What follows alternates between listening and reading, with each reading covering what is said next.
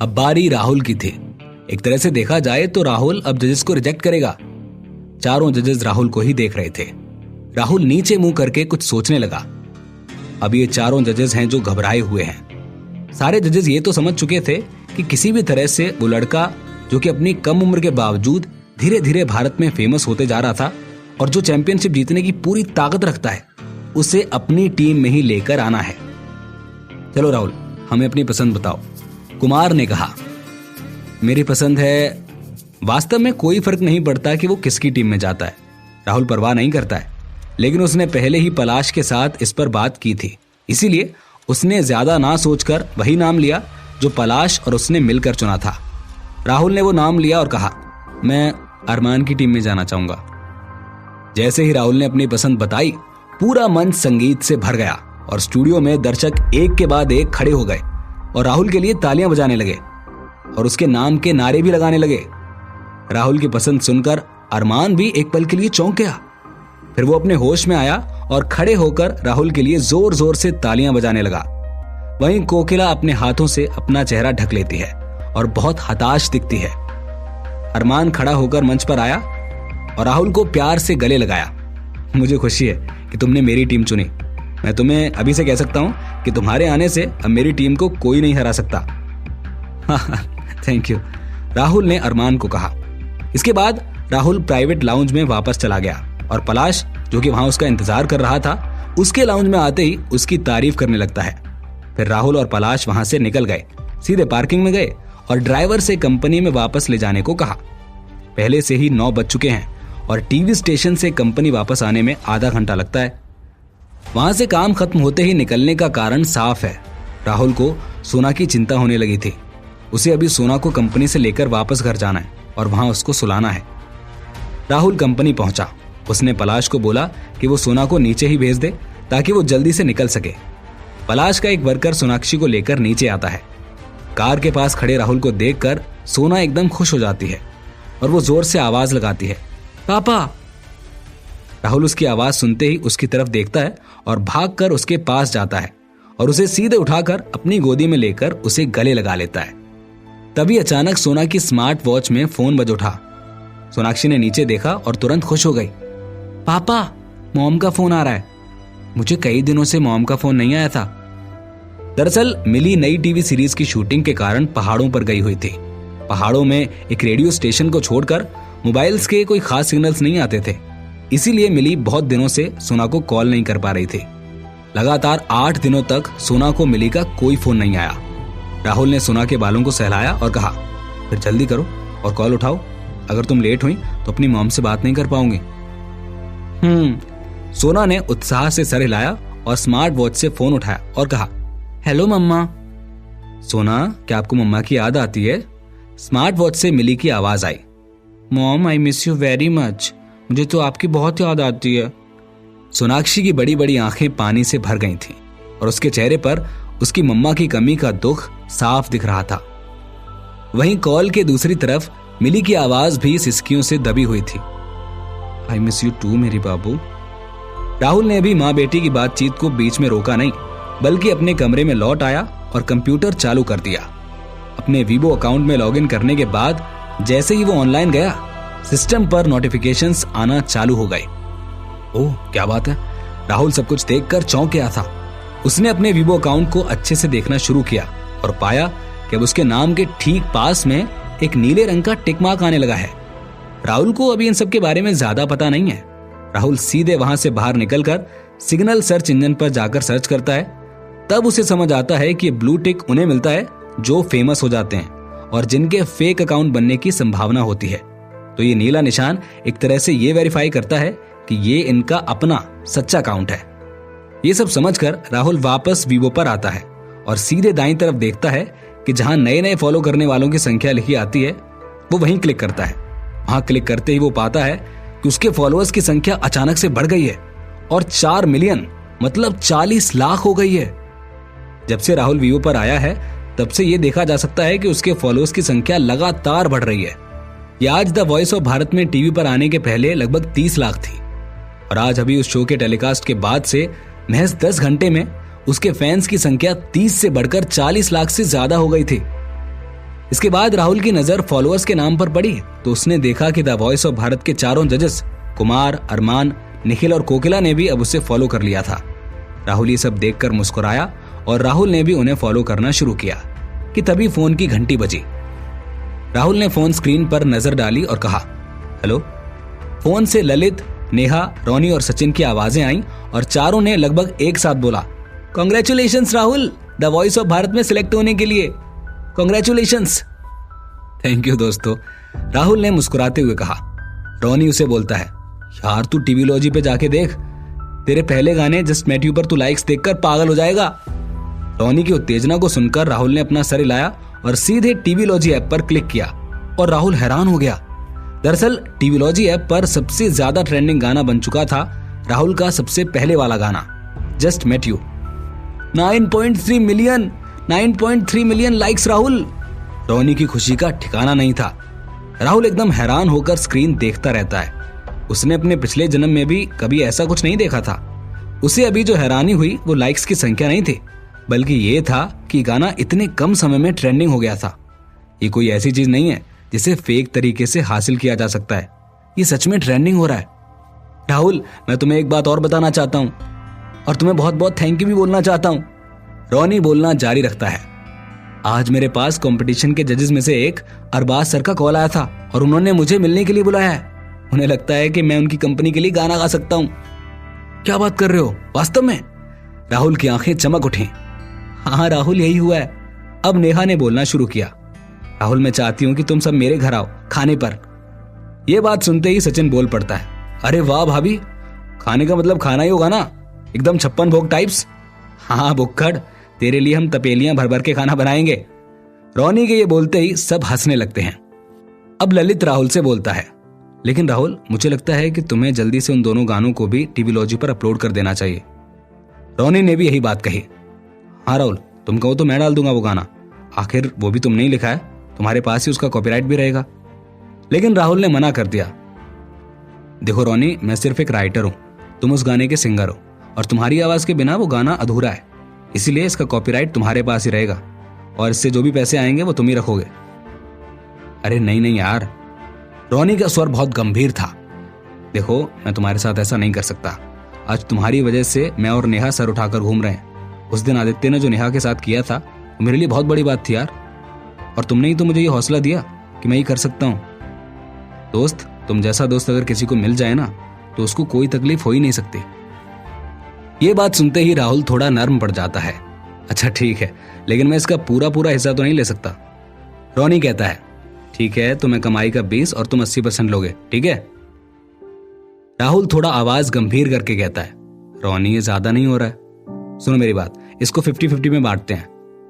ये बात सुनते ही सचिन बोल पड़ता है, अरे हाँ यार, 50-50 कर लो और इस टॉपिक को खत्म करो। और नेहा भाभी, आप खाने की बात करो, हमें कब बुला रही हो? सब हंसने लग जाते हैं। नेहा उसकी बात का जवाब देती है, हाँ भाई, मैं जल्दी बताऊंगी।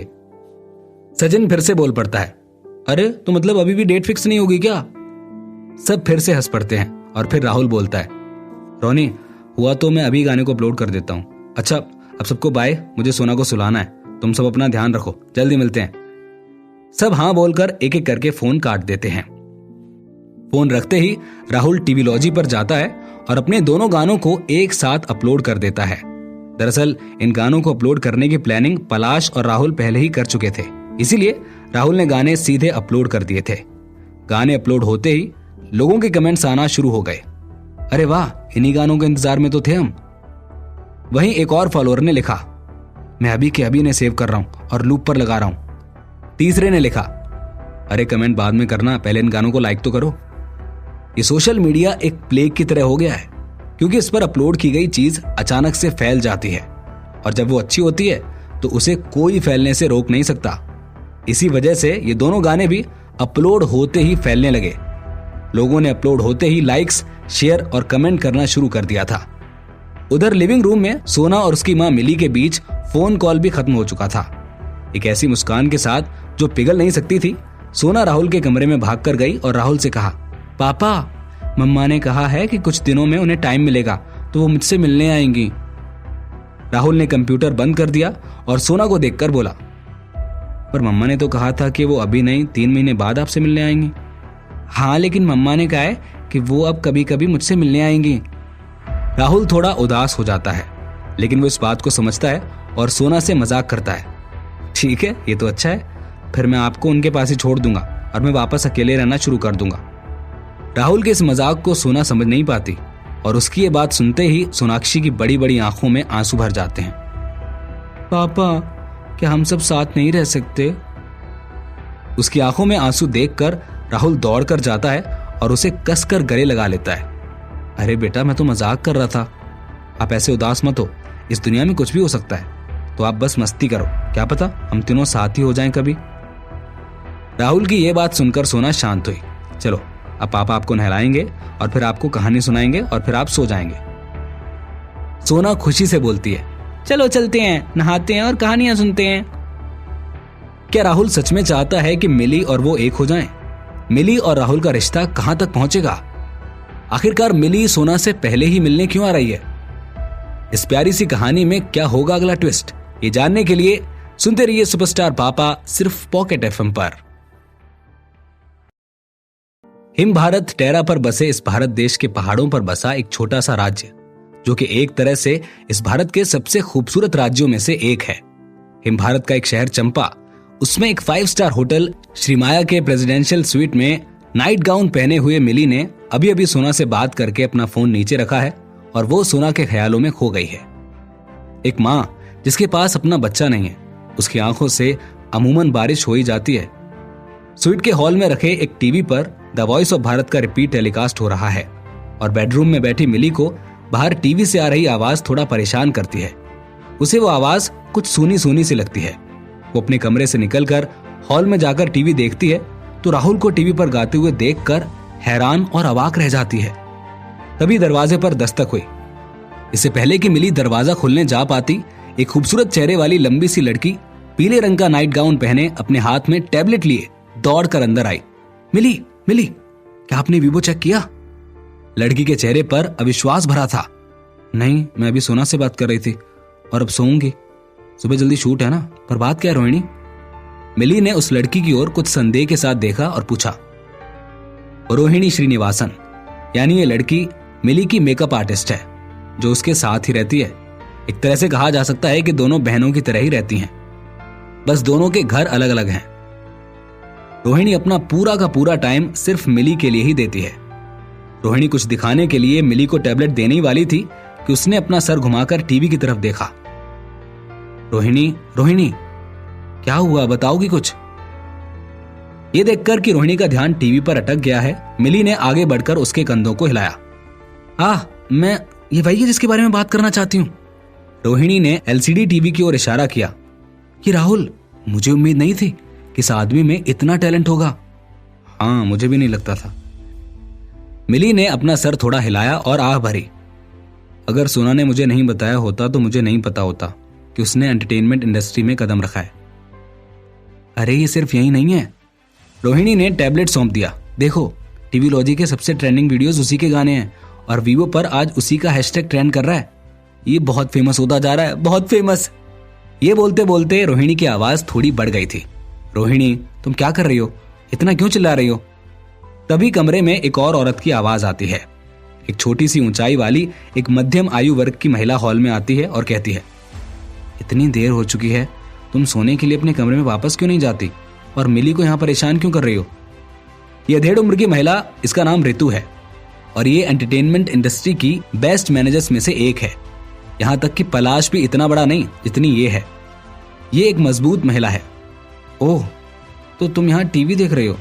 वो टीवी की तरफ देखती है। ओह, ये तो वही है। ऋतु ने लापरवाही से कहा। मैं इसको जानती हूँ, वो सुंदर है, बहुत टैलेंटेड है, अच्छा गाता है।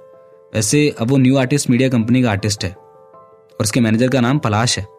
वैसे अगर ये लड़का एक और मीडिया कंपनी के साथ काम करता है तो मैं भी इसको साइन कर लूं, चाहे कुछ भी हो। ऋतु को नहीं पता था कि राहुल ही सोनाक्षी का पिता है। ऋतु को राहुल की इतनी तारीफ करते हुए देखकर मिली को थोड़ी खुशी महसूस हुई। फिर रोहिणी बोली, ऋतु दीदी, क्या आपने राहुल की वीडियोस देखे हैं? क्या वीडियो, मुझे दिखाओ। ऋतु थोड़ा जिज्ञासु थी। रोहिणी ने अपने टैबलेट पर एक वीडियो क्लिक किया और चुपचाप टैबलेट ऋतु को दे दिया। रितु ने राहुल का मुलाकात रेस्टोरेंट वाला सबसे पहला गाना देखना शुरू किया और देखते देखते उसने देखा कि पियानो पर सोनाक्षी बैठी हुई है। वो उसे देखकर चौंक गई। रितु ने वीडियो से नजरें उठाकर सीधे मिली की तरफ देखा। मिली ने रितु को देखकर अपनी नजरें नीचे कर ली। रितु ने अपनी आंखें बंद की और एक गहरी सांस ली और फिर उसने मिली को देखा और पूछा, मिली, तुमने मुझे बताया था कि तुमने सोना को उसके पापा के पास भेजा था। तुम मुझे ये मत बोलना कि कॉलेज स्टूडेंट राहुल सोनाक्षी का बाप है। हालांकि सोना मिली की बेटी है, लेकिन रितु जिसने अभी तक शादी नहीं की है वो भी सोनाक्षी से बहुत प्यार करती है। उसने सोनाक्षी को अपनी बेटी ही मान रखा है। अब जब सोनाक्षी कॉलेज के एक स्टूडेंट के बगल में दिखाई दी जिसने अभी अभी ग्रेजुएशन किया है, तो आखिरकार रितु नाराज कैसे नहीं होती। रितु, ये राहुल ही सोना का फादर है। मिली ने अपना सर नीचे कर लिया। वो रितु को ये बताने में थोड़ा डर रही थी। बकवास। रितु वास्तव में बहुत गुस्से में थी। तुम ऐसा कैसे कर सकती हो? तुम एक कॉलेज के लड़के के पास अपनी बच्ची कैसे भेज सकती हो? नहीं, मुझे किसी से सोना को वापस लाने के लिए कहना होगा। ये कहते हुए रितु ने अपना मोबाइल फोन भी निकाल लिया। रितु, ऐसा मत करो। मिली थोड़ी चिंतित थी। क्या तुम्हें याद है कि 4 साल पहले मेरी फेयरवेल पार्टी हुई थी, जिसके बाद मैं उस रात घर नहीं आई थी? उस दिन वास्तव में अब कोई और रास्ता नहीं था। मिली को रोहिणी और रितु को बताना ही पड़ा कि 4 साल पहले क्या हुआ था। तो क्या सच में ये कॉलेज का लड़का सोनाक्षी का बाप है? मिली की बात सुनने के बाद रितु चिंता में पड़ गई। नहीं, लेकिन मुझे बाद में किसी से इसकी जांच करने के लिए कहना होगा। हालांकि ये राहुल बुरा आर्टिस्ट नहीं है, अच्छा सिंगर है, गाने भी अच्छे लिख लेता है। सही है, मैच तो अच्छा है तुम्हारे साथ इसका। ओ, अब तुम ये क्या बोलने लगी रितु? वो सिर्फ और सिर्फ सोना का फादर है, इससे ज्यादा कुछ नहीं। मेरे और उसके बीच कुछ भी नहीं है। ये सब बोलते बोलते मिली के गाल लाल हो गए थे। रितु उसे सालों से जानती है। वो मिली को देखकर साफ कह सकती थी कि वो झूठ बोल रही है और वो राहुल को कहीं ना कहीं पसंद भी करती है। रोहिणी, तुम इस लड़के के बारे में क्या सोचती हो? रितु ने जानबूझकर मिली को छेड़ा। वो हैंडसम और टैलेंटेड है और वो बहुत फेमस भी है, रोहिणी ने कहा। रितु वापस उससे पूछती है, तो तुम्हें क्या लगता है कि क्या ये लड़का हमारी मिली के लिए सही है? मिली एकदम चौंक गई। क्या बकवास बात कर रही हो तुम रितु? ये बोलते बोलते मिली वापस लाल पड़ गई थी। रोहिणी और रितु दोनों समझ गए थे कि कुछ तो है। रितु फिर से बोलती है, बोलो बोलो, शर्मा क्यों रही हो? जाओ यार तुम दोनों, मुझे तुमसे बात ही नहीं करनी। मिली शर्मा जाती है। ठीक है, जैसा तुम कहो। चल भाई रोहिणी, चलते हैं। रितु और रोहिणी वहां से निकल जाते हैं। मिली वापस अपने कमरे में जाती है, बिस्तर पर बैठती है और अपनी सोच में डूब जाती है। वो खुद से ही बात करने लग जाती है। क्या ये हो सकता है? क्या मैं सच में उसे पसंद कर सकती हूँ? मिली बिस्तर पर लेट गई। वो करवटें बदलने लगी, लेकिन सो नहीं पाई। उसके दिमाग में सिर्फ और सिर्फ राहुल ही चल रहा था। थोड़ी देर बाद मिली ने अपना फोन उठाया। उस पर टाइम देखा तो रात के 12:30 बज रहे थे। उसने फोन को स्वाइप करके अनलॉक किया। स्क्रीन पर एक फोन नंबर को घूरते हुए, जिसे उसने अपनी जिंदगी में अभी तक केवल एक ही बार डायल किया था, उसने उस नंबर पर कई बार कॉल किया, पर डायल होते ही कट कर दिया। उस नंबर पर कॉल करना तो चाहती थी, लेकिन कॉल करने से डर भी रही थी। लगभग 12:30 बजे तक वो यही करती रही। आखिरकार उसने हिम्मत की और हिम्मत करके उस नंबर पर कॉल कर दिया। फोन के दूसरी तरफ घंटी बजना शुरू हो गई थी। हर घंटी के साथ मिली की घबराहट बढ़ती जा रही थी। मिली अब फोन वापस कट करने ही वाली थी कि तभी सामने से वो फोन उठ जाता है। हेलो। फोन से राहुल की आवाज आई। मिली एक पल के लिए अवाक रह गई और उसने कोई जवाब नहीं दिया। मिली, अगर तुम्हारे पास कहने के लिए कुछ नहीं है तो मैं फोन रख दूंगा, राहुल ने कड़क आवाज में कहा। अरे नहीं नहीं, फोन मत काटो, मिली ने तुरंत जवाब दिया। फिर दोनों चुप हो गए। राहुल ने मिली के बोलने का इंतजार किया, लेकिन मिली को कुछ समझ ही नहीं आ रहा था कि कहना क्या है। इस समय मिली का दिमाग एकदम से खाली हो गया था। मिली की चुप्पी और लंबी हो गई। राहुल समझ गया था कि वो कुछ बोल नहीं पा रही है, इसीलिए उसने चुप्पी तोड़ी और खुद ही बोलना शुरू किया। ठीक है, सोना से सुना कि तुम पिछले कुछ दिनों से पहाड़ों में फिल्म की शूटिंग कर रही हो। हाँ, मिली ने धीरे से जवाब दिया और उसने अपना हौसला बढ़ाया। फिल्म की शूटिंग तो ऐसे ही होती है। वैसे मैंने सुना है कि तुमने न्यू आर्टिस्ट मीडिया कंपनी के साथ एक कॉन्ट्रैक्ट साइन किया है और तुम उनके आर्टिस्ट बन गए हो। कॉन्ग्रेचुलेशंस। राहुल ने उसे थैंक यू बोला। Thank you. वैसे मैंने आपके कुछ गाने सुने हैं जो बहुत अच्छे हैं। क्या आपने खुद गाने लिखे हैं? मिली अब थोड़ी उत्सुक थी। एक इंसान जिसने फिल्म डायरेक्शन सीखा है वो म्यूजिक में इतना अच्छा कैसे हो सकता है? It's unbelievable. तुम्हारे सारे गाने ऐसे लग रहे हैं मानो किसी बहुत सीनियर आर्टिस्ट ने गाए हों, एकदम क्लासिक। हाँ, राहुल की आवाज बहुत सपाट थी। तुम ज्यादा ही तारीफ कर रही हो, वो गाने इतने भी क्लासिक नहीं हैं। राहुल की ये बात सुनकर मिली थोड़ा सा नाराज हो गई। क्या तुम सच में यही सोचते हो या उदासीन होने का नाटक कर रहे हो? अब मिली ने बात करना बंद कर दिया। वो वापस चुप हो गई। राहुल ने महसूस किया कि मिली थोड़ा सा नाराज लग रही है, इसीलिए उसने बोलना जारी रखा। क्या तुम कुछ दिनों में सोना से मिलने यहां पर आ रही हो? हाँ, मिली ने शांत होकर कहा। कुछ दिनों में यहाँ की शूटिंग खत्म हो जाएगी और नेक्स्ट शूटिंग पर जाने से पहले मेरे पास 5 दिन की छुट्टी है। ओह। राहुल ने कुछ देर के लिए सोचा और कहा, सोना और मैंने बाहर एक घर किराए पर लिया है। अगर तुम ये देखना चाहती हो कि मैं सोना को कैसे और कहाँ रख रहा हूँ तो जब तुम आओ तो यहीं आ जाना उससे मिलने। मैं तुम्हें एड्रेस मैसेज कर दूंगा। मिली ने जवाब दिया, ठीक है। फिर अचानक कहा, राहुल क्या मैं तुम्हें वीवो पर फॉलो कर सकती हूँ? और अचानक मिली वापस घबरा गई। राहुल कुछ जवाब देता कि इससे पहले ही मिली ने फोन रख दिया, क्योंकि मिली ने अचानक से बोल दिया। वो घबरा गई थी कि कहीं राहुल समझ ना जाए कि वो मन ही मन क्या चाह रही है। मिली ने फोन काटते ही फोन को एक तरफ रख दिया और अपने गोरे हाथों से अपना चेहरा ढक लिया। उसकी घबराहट अचानक एक मंद और सुंदर मुस्कान में बदल गई। उसके गाल लाल हो गए। इस बार राहुल के साथ कॉल के दौरान मिली को पहली बार प्यार में पड़ने वाली एक छोटी लड़की की तरह महसूस हुआ, जिसका दिल तेजी से धड़क रहा था। थोड़ी देर बाद मिली के मोबाइल फोन पर एक नोटिफिकेशन टोन बजी। उसने फोन उठाया और देखा वीवो ऐप का नोटिफिकेशन आया था। उसने वीवो खोला, नोटिफिकेशन सेंटर में गई और देखा कि राहुल ने उसे फॉलो किया है। वो एकदम खुशी से पागल हो गई और फिर होश में आकर उसने धीरे से वीवो पर राहुल को फॉलो बैक किया। क्या ये राहुल और मिली के प्यार की शुरुआत है? और इससे सोनाक्षी पर क्या असर पड़ेगा? क्या सच में ये दोनों साथ आ पाएंगे? इस प्यारी सी कहानी में क्या होगा अगला ट्विस्ट? ये जानने के लिए सुनते रहिए सुपरस्टार पापा, सिर्फ पॉकेट एफएम पर।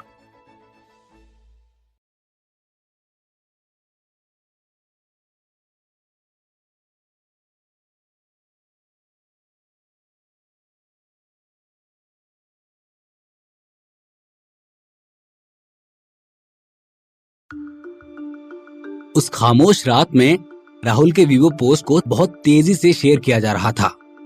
एक व्यस्त दिन के बाद टीवी लॉजी के editor in chief mister Zafar एक ब्रेक लेने वाले थे कि तभी उन्हें अचानक एक फोन आया। मिस्टर जफर, क्या आप कंपनी के ऑफिस में आ सकते हैं? कुछ हुआ है। फोन करने वाला अखिल था, जफर का पीए, जो आज रात ड्यूटी पर था। क्या हुआ? जफर की भौएं तन गई। अखिल ने उसे बताया, सर लगभग 10 बजे मैंने 2 गानों को ट्रेंडिंग होते हुए देखा था, लेकिन अब मुझे डेटा सही से दिखाई नहीं दे रहा है। मुझे लगता है कि किसी हैकर ने इसे हैक किया है या इसके साथ कोई छेड़छाड़ की है। क्या आप एक बार चेक कर सकते हैं कि आप ये डेटा सही से देख पा रहे हैं या नहीं? ठीक है, मैं अभी आता हूँ। जफर ने सीधे फोन काट दिया और फिर टेक्निकल डिपार्टमेंट में कर्मचारियों को फोन करना शुरू कर दिया। आधे घंटे बाद टीवी लॉजी के ऑफिस के कमरे में जो भी कर्मचारी काम से घर लौट चुके थे, उन सभी को जफर ने वापस बुला लिया। ऑफिस में अखिल ने कंप्यूटर पर डेटा ग्रोथ चार्ट की ओर इशारा करते हुए कहा, इन 2 गानों की लाइक और डाउनलोड 10 बजे से अब तक केवल 4.5 घंटे में बहुत तेजी से बढ़ गई है, 103 मिलियन, और ये संख्या अभी भी बढ़ रही है। जफर ने भौचक्का होकर कहा, क्या ये किसी फेमस सिंगर ने गाए हैं? अगर इसे किसी बहुत ही फेमस सिंगर ने गाया होता तो 4 घंटे में इतने लाइक्स और इतने डाउनलोड सामान्य बात है।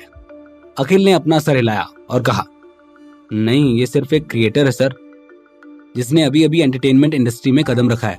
इसका नाम राहुल है और इसका पहला गाना भी बहुत ट्रेंड हुआ था।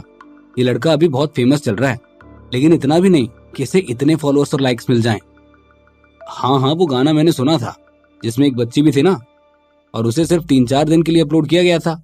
जफर ने कहा, लेकिन कुछ तो गड़बड़ है, चाहे वो कितना भी फेमस क्यों ना हो, लेकिन इतना सब कुछ सिर्फ इतने कम टाइम में हो जाना इम्पॉसिबल है। इसी समय डेटा चेक करने वाली टेक्निकल टीम जो कंप्यूटर के सामने बैठी थी और नॉन स्टॉप अपना सिस्टम चेक कर रही थी, उन्होंने जफर को बताया, जफर सर, डेटाबेस में तो सब कुछ सामान्य है, कोई भी गड़बड़ नहीं दिखाई दे रही। ऐसा भी नहीं लग रहा कि कोई हैकर ने हैक किया हो। तभी एक युवा महिला ने अचानक अपना सर उठाया और कहा, सर 10 बजे राहुल ने एक वीवो पोस्ट किया था जिसमें एक गाना पोस्ट किया गया था। कई हस्तियों और बड़े ब्लॉगर सभी उसे रिपोस्ट और शेयर कर रहे हैं और ये राहुल सिर्फ टीवीलॉजी पर ही नहीं, वीवो पर भी ट्रेंडिंग सर्च चल रहा है। जफर थोड़ा अवाक था। आखिर ये कैसा नया लड़का है जो इतनी कम उम्र में इतना फेमस हो रहा है, जो अभी कुछ ही दिनों में बहुत से बड़े सेलिब्रिटीज से भी आगे निकल गया। जफर अपनी सोच से बाहर आता है और पूरी टीम से कहता है, इस डाटा की एक रिपोर्ट बनाओ और मैं इसे कल सुबह टीवीलॉजी के डायरेक्टर सर को सौंप दूंगा। अगली सुबह छुट्टी होने की वजह से सोनाक्षी स्कूल नहीं गई थी। राहुल ने सोना के लिए नाश्ता बनाना शुरू किया, लेकिन अभी तक उसने उसे उठाया नहीं था, क्योंकि राहुल चाहता है कि आज छुट्टी होने की वजह से वो थोड़ी देर और सोए। सुबह के 8 बज चुके हैं। जब राहुल सोना को बिस्तर से जगाने जाने ही वाला था, तभी उसके फोन पर आए एक मैसेज ने उसे रोक दिया। उसे अपने बैंक का एक मैसेज आया था। इसमें उसके टीवीलॉजी पर बढ़ रहे व्यूज की वजह से पैसा बढ़ रहा था। ये उसी का अपडेट था। हाँ, राहुल ने सीधे अमाउंट की तरफ देखा और वो चौंक गया। क्या ये सही है? मेरे अकाउंट में सिर्फ 2 लाख होने चाहिए थे, पर ये तो लगभग 55 लाख हैं। राहुल कमरे में वापस भागा। उसने कंप्यूटर चालू किया और टीवीलॉजी पर लॉगिन किया।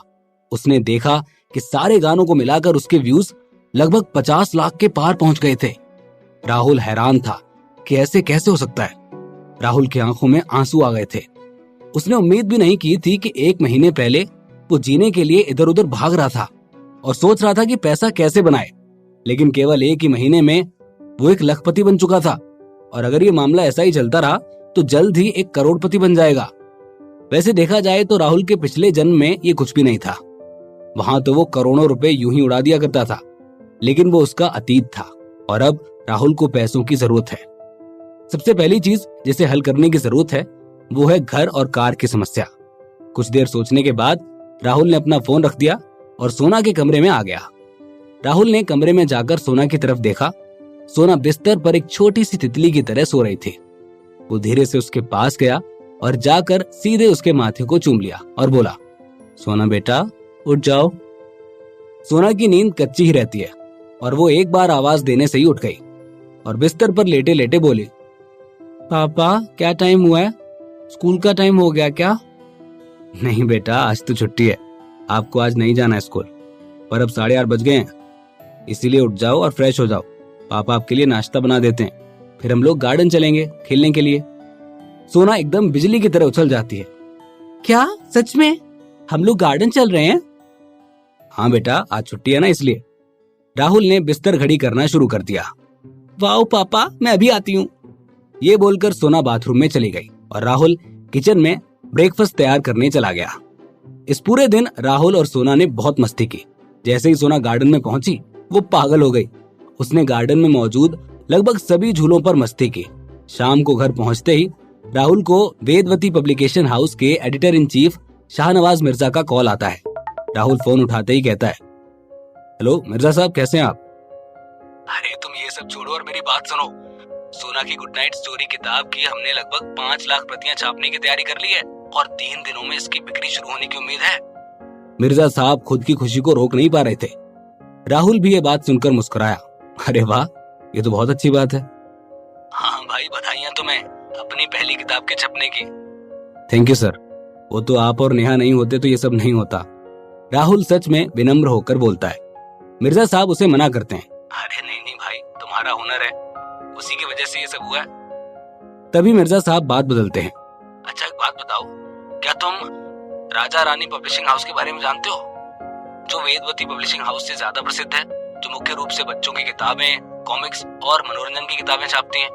अगर केवल बच्चों की किताबों पर विचार किया जाए तो राजा रानी पब्लिशिंग हाउस पूरे भारत में नंबर 1 पब्लिशिंग हाउस है। जी मुझे पता है, राहुल ने जवाब दिया। तो देखो बात यह है कि आज ही उन्होंने पेपर में विज्ञापन दिया है कि आज से ठीक 3 दिन बाद वो सारे प्रमुख बुक स्टोर्स में परियों की कहानियों का अपना नया संग्रह किड स्टोरीज जारी करेंगे। 3 दिन बाद? क्या ये वही दिन है जिस दिन हमारी परियों की कहानियां जारी होंगी? राहुल ने कुछ देर सोचा और कहा, क्या ये हमसे कम्पीट करना चाह रहे हैं? मुझे नहीं लगता, मिर्जा साहब बोलते हैं। लेकिन मूल बात यह है कि वो इसका बहुत ज्यादा प्रचार कर रहे हैं। उसके जो लेखक हैं वो एक बहुत ही प्रसिद्ध लेखक हैं। उन्होंने सोशल मीडिया पर अपनी अच्छी पैठ बना रखी है और उनके बहुत से फॉलोअर्स भी हैं और वो बहुत एक्टिव भी हैं। राहुल कुछ समझ नहीं पाता है। अच्छा, तो आप ये सब मुझे क्यों बता रहे हैं? प्रचार तो आपको करना चाहिए था ना। मिर्जा साहब उसे समझाते हैं।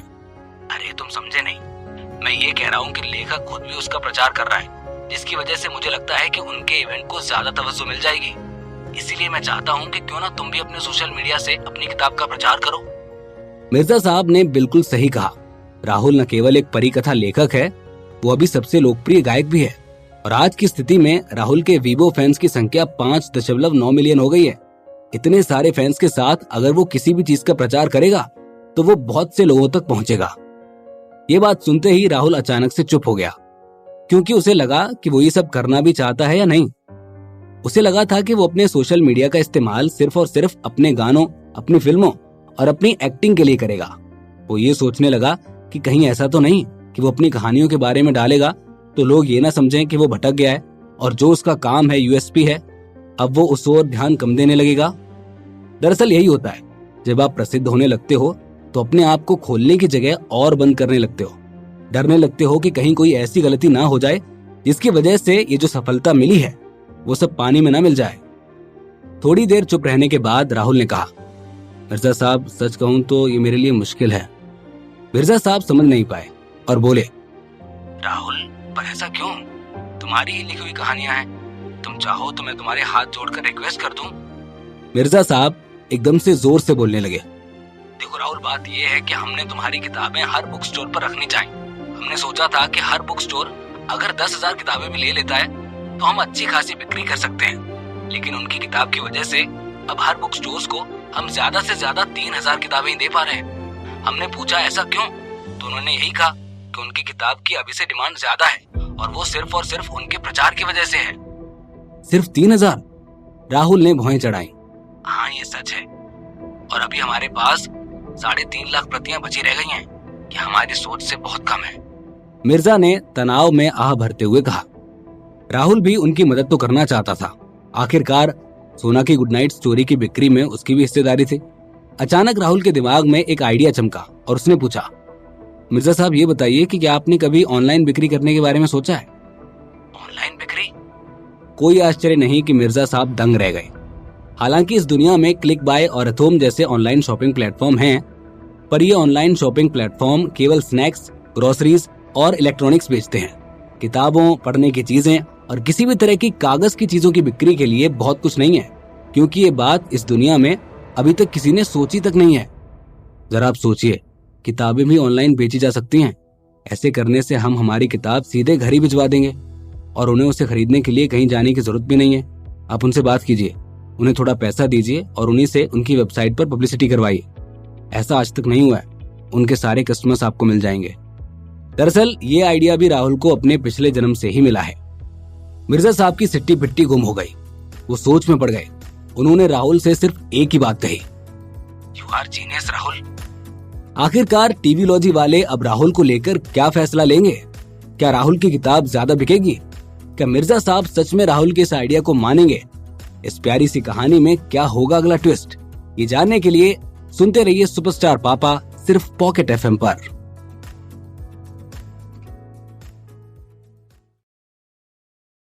भी स्टूडियो काम पर जा रहे हैं, क्या आप सोना को अपने साथ ले जा सकते हैं? सोना घर पर अकेले नहीं रहना चाहती थी। वो चाहती है कि वो राहुल के साथ जाए, क्योंकि जब वो स्टूडियो जाती है तो पलाश अपनी बच्ची को भी स्टूडियो ले जाता है और वो दोनों वहाँ खेलती हैं। इसीलिए सोना चाहती है कि वो भी स्टूडियो जाए। नहीं बेटा, हम स्टूडियो नहीं, हम अपने नए घर को देखने जा रहे हैं। राहुल अपनी पानी से भरी आंखों से मुस्कुराते हुए सोना को देखकर कहता है, नया घर? सोना ने अपनी भौहें तान ली। पापा, क्या हम घर बदलने जा रहे हैं? हाँ बेटा, लगता तो यही है। राहुल ने सर हिलाया। क्यों, सोना घर नहीं बदलना चाहती क्या? सोना ने अपना सर नीचे कर लिया और राहुल से उदास आवाज में कहा, अगर हम घर बदल देंगे तो क्या मैं स्कूल नहीं जा पाऊंगी? क्या मैं ये स्कूल छोड़ दूंगी? राहुल ने सोना को छुआ और उसके सर से अपना सर टकराकर उसने कहा, ये कैसे हो सकता है? मैं आपको बता दूं, हमारा घर पलाश अंकल के घर के बिल्कुल बगल में है। हम पड़ोसी हैं। और पता है सोना, वो घर बहुत बड़ा है। अगर हम सोना के सभी खिलौनों को भी वहां ले जाते हैं ना, तो भी बैठक के कमरे को नहीं भर सकते।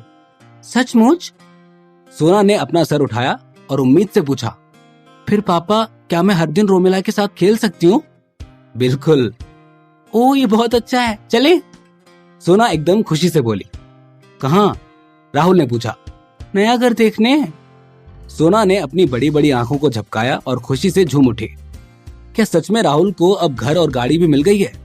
राहुल की परी कथाओं का क्या हुआ? क्या राहुल का ऑनलाइन वाला आइडिया चल गया? इस प्यारी सी कहानी में क्या होगा अगला ट्विस्ट? ये जानने के लिए सुनते रहिए सुपरस्टार पापा, सिर्फ पॉकेट एफएम पर।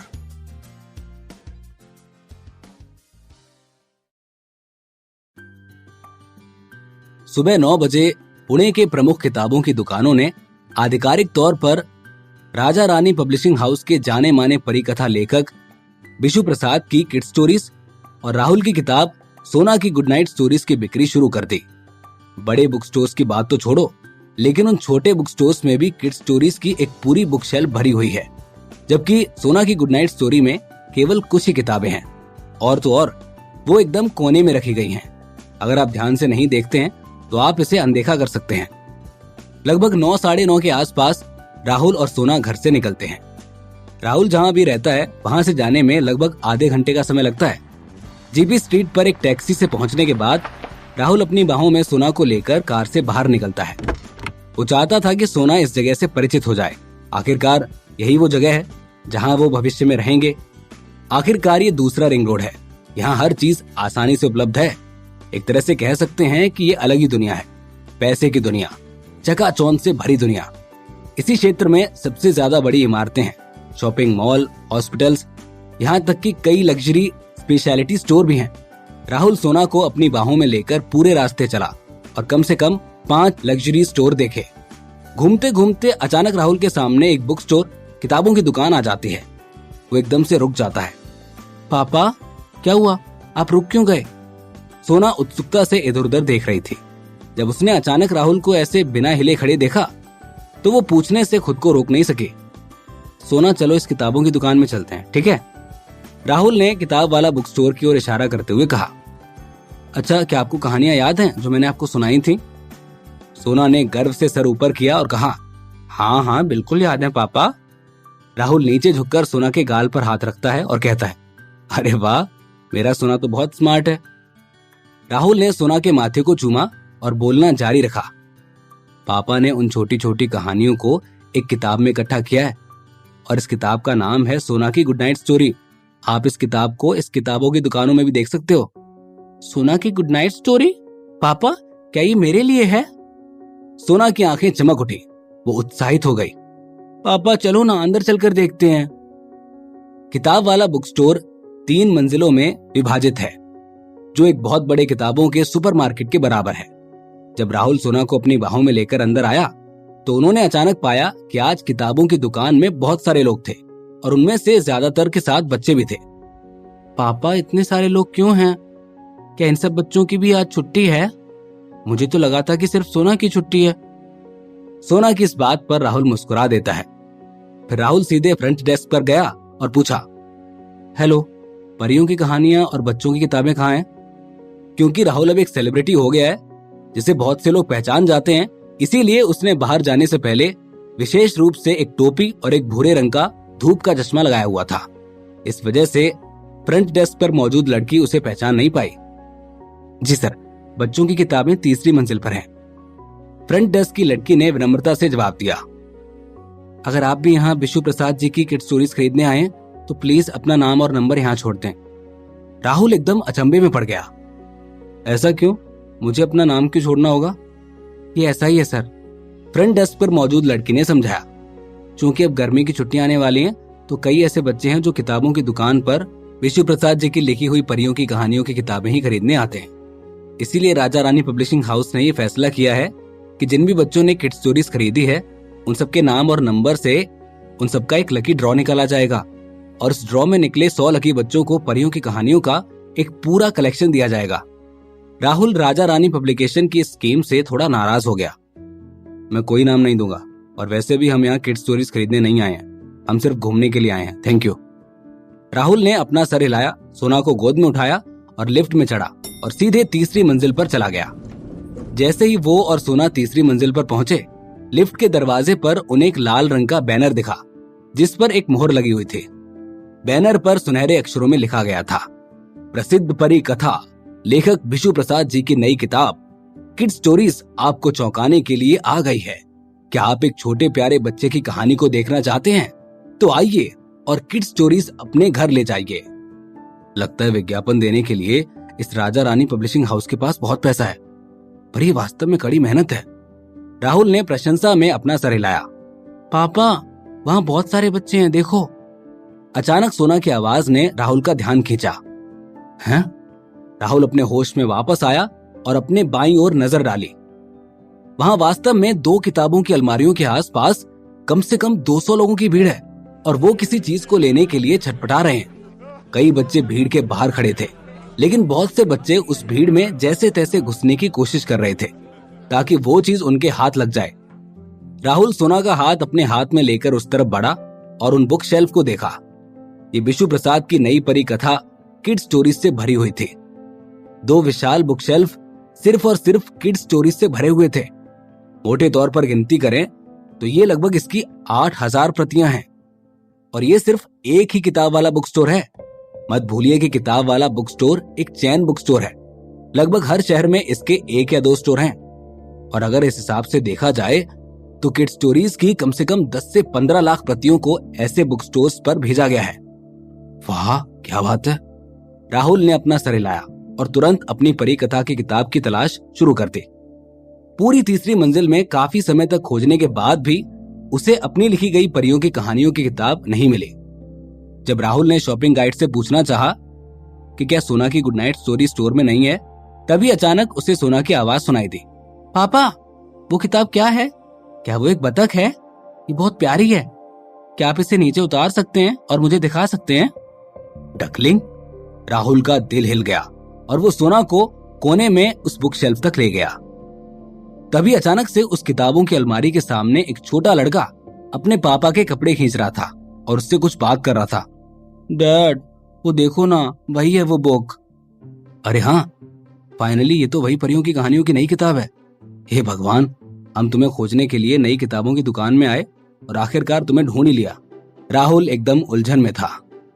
तभी उस आदमी ने अपना मोबाइल फोन निकाला और एक ग्रुप वीडियो कॉल करने लगा।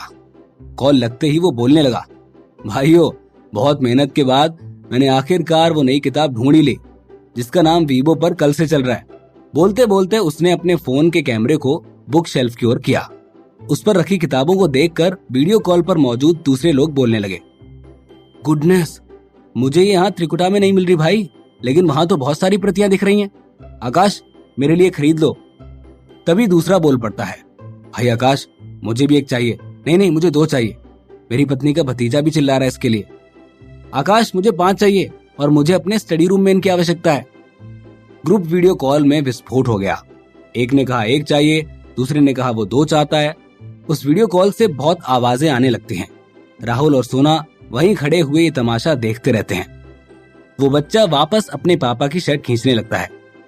डैड, डैड, आप कितनी बात करोगे? वो बुक उतारो ना आप, प्लीज। आकाश आखिरकार अपने होश में आया। उसने छोटे लड़के के छोटे सिर को छुआ और उसने हंसकर कहा, ठीक है डैड, अब इसे आपके पास लाते हैं। वैसे क्या आपको अभी भी वो नन्ही लाल परी वाली कहानी याद है जो डैड ने आपको कुछ दिन पहले इंटरनेट से पढ़कर सुनाई थी? छोटे लड़के की आंखें चमक उठी और वो बोला, डैड, आपने 2 दिन पहले ही तो वो आधी कहानी सुनाई थी और कहा था कि अगर मैं इन 2 दिनों में अच्छे बच्चे जैसा व्यवहार करूंगा तो आप मुझे बची हुई आधी कहानी सुनाएंगे। फिर आकाश ने उस बच्चे के गालों को हाथ लगाते हुए कहा, आप इन 2 दिनों में एक बहुत अच्छे बच्चे की तरह रहे हो, इसीलिए अब डैड आपको आगे की कहानी बताएंगे, ठीक है? आकाश ने शेल्फ से सोना की गुड नाइट स्टोरी की 10 कॉपियां उतारी और फिर एक और किताब निकाली। उसे खोला और कैटलॉग से नन्ही लाल परी की कहानी ढूंढी और उसे पढ़ना शुरू किया। दादी के घर का दरवाजा खुला देखकर लिटिल नन्ही लाल परी को बहुत अजीब लगा। जैसे ही वो कमरे में दाखिल हुई, उसे एक अजीब एहसास हुआ। अजीब महसूस करते हुए उसने अपने दिल में सोचा, हे भगवान, मुझे आमतौर पर नानी के घर आना इतना अच्छा लगता है, पर आज मैं इतना डरी हुई क्यों हूं? वो चिल्लाई, गुड मॉर्निंग नानी, लेकिन कोई जवाब नहीं आया। आकाश की आवाज बहुत अच्छी है। हालांकि ये पहली बार ही नन्ही लाल परी पढ़ रहा है, लेकिन उसकी आवाज से कहानी और भी बढ़िया लगने लगती है। छोटा लड़का बड़े चाव से सुन रहा था और समय समय पर सवाल भी करता था। शुरुआत में उनके आसपास कोई नहीं था, लेकिन जैसे जैसे कहानी आगे बढ़ी, आकाश की आवाज अनजाने में तेज होती गई। कई बच्चे जो उन दो किताबों की अलमारियों के पास इंतजार कर रहे थे, आकाश की आवाज से आकर्षित हुए और इस कोने में किताबों की अलमारी के चारों ओर इकट्ठा हो गए और इससे मोहित हो गए। बच्चों के माता पिता ने बुक शेल्फ से किड्स स्टोरीज ले ली, लेकिन पाया कि उनके बच्चे चले गए थे और उन्होंने दुकान में चारों ओर अपने बच्चों की तलाश शुरू कर दी। जब उन्होंने बच्चों को ढूंढ लिया तो उन्होंने बच्चों को वापस ले जाना चाहा, लेकिन उन्होंने पाया कि मानो बच्चों के पैरों के तलवे जड़ पकड़ चुके हैं और वो उन्हें खींचकर ले जा नहीं सकते, चाहे वो कितना भी खींच लें। कोई रास्ता नहीं था। वो केवल अपने बच्चों के बगल में खड़े हो सकते हैं, चुपचाप प्रतीक्षा कर सकते हैं। ऐसे में देखते ही देखते दुकान के इस कोने में ज्यादा से ज्यादा लोग आ गए। अब आकाश ने नन्ही लाल परी की कहानी सुनाना समाप्त किया और फिर ऊपर देखा तो उसने पाया कि वो चारों तरफ से बच्चों से घिरा हुआ था और उनके माता पिता उसे देखकर मुस्कुरा रहे थे और उसकी ओर सर हिला रहे थे। कहानी सुनने के बाद बच्चों ने ताली बजाई और एक के बाद एक चिल्लाने लगे। बच्चों का दिमाग बहुत सरल होता है। अगर ये अच्छा लगता है तो अच्छा लगता है, और अगर ये अच्छा नहीं लगता है तो अच्छा नहीं लगता है। दरअसल नन्ही लाल परी की इस कहानी से न केवल ये बच्चे बल्कि बच्चों के माता पिता भी दंग रह गए थे। तो क्या राहुल की किताब चल निकली? क्या उसकी किताब इसी तरह से बिकेगी? क्या राहुल अब और प्रसिद्ध हो जाएगा? इस प्यारी सी कहानी में क्या होगा अगला ट्विस्ट? ये जानने के लिए सुनते रहिए सुपरस्टार पापा, सिर्फ और सिर्फ पॉकेट एफएम पर।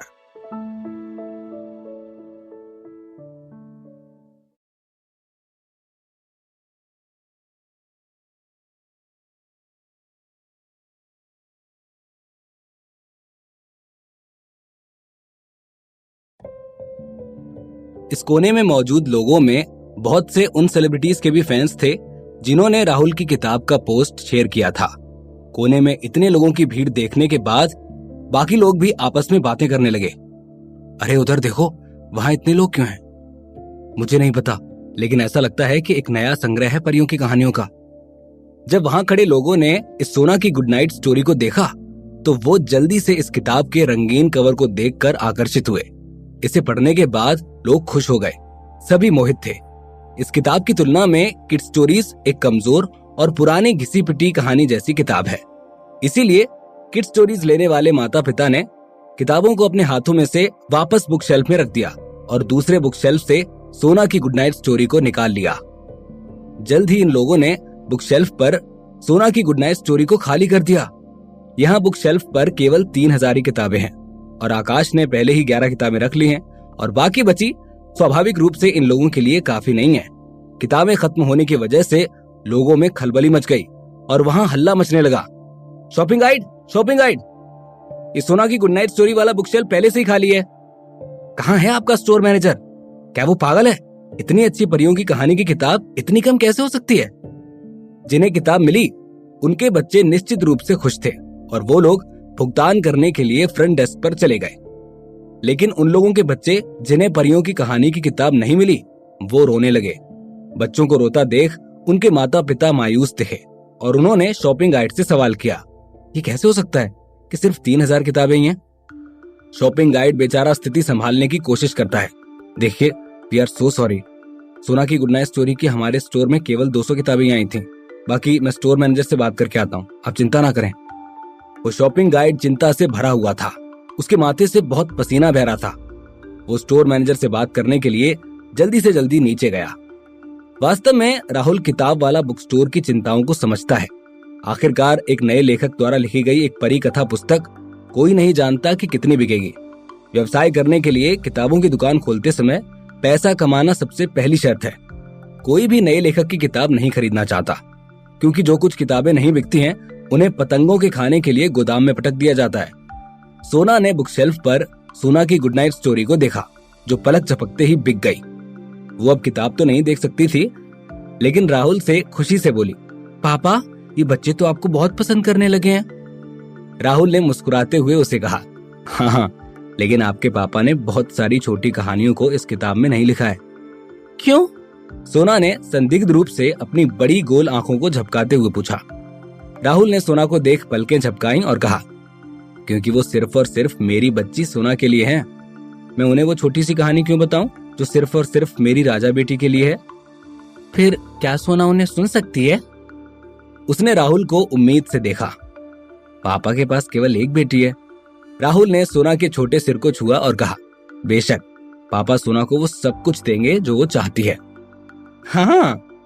सोना खुशी से हंसी और उसकी आंखें मोतियों जैसी चमकने लगी थीं। जीपी रोड के किताब वाला बुक स्टोर पर सोना की गुड नाइट स्टोरी पूरी तरह से बिक चुकी है और प्रसिद्ध परी कथा लेखक विशु प्रसाद की किड स्टोरीज, जो कि पूरे 2 बुक शेल्फ्स में भरी पड़ी है, शायद ही अब कभी खरीदी जाएगी।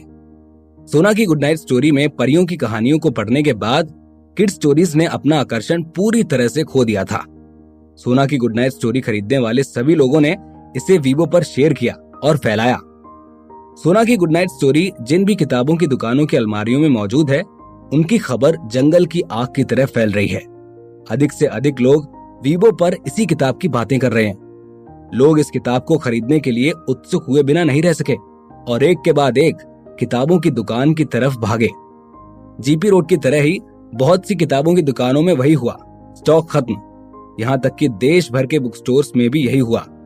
इस समय वेदवती पब्लिशिंग हाउस के चिल्ड्रन डिपार्टमेंट में सभी कर्मचारी अपने ऑनलाइन स्टोर के ग्राहक सेवा के रूप में काम करने के लिए तैयार हैं।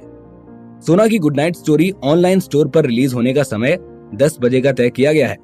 9:50 पर वेदवती पब्लिशिंग हाउस के चिल्ड्रन डिपार्टमेंट के पूरे बड़े कार्यालय में सन्नाटा सा छा गया और सभी कर्मचारी सदस्यों ने उनके सामने कंप्यूटर स्क्रीन पर घबरा कर देखा।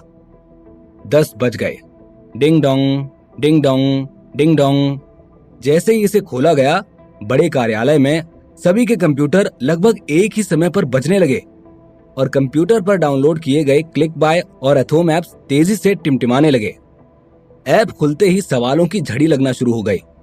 किस तरह की एक्सप्रेस डिलीवरी है? क्या कैश ऑन डिलीवरी अवेलेबल है? और डिलीवरी कब तक होगी? कर्मचारियों ने झट से एक एक करके सवालों का जवाब देना शुरू किया।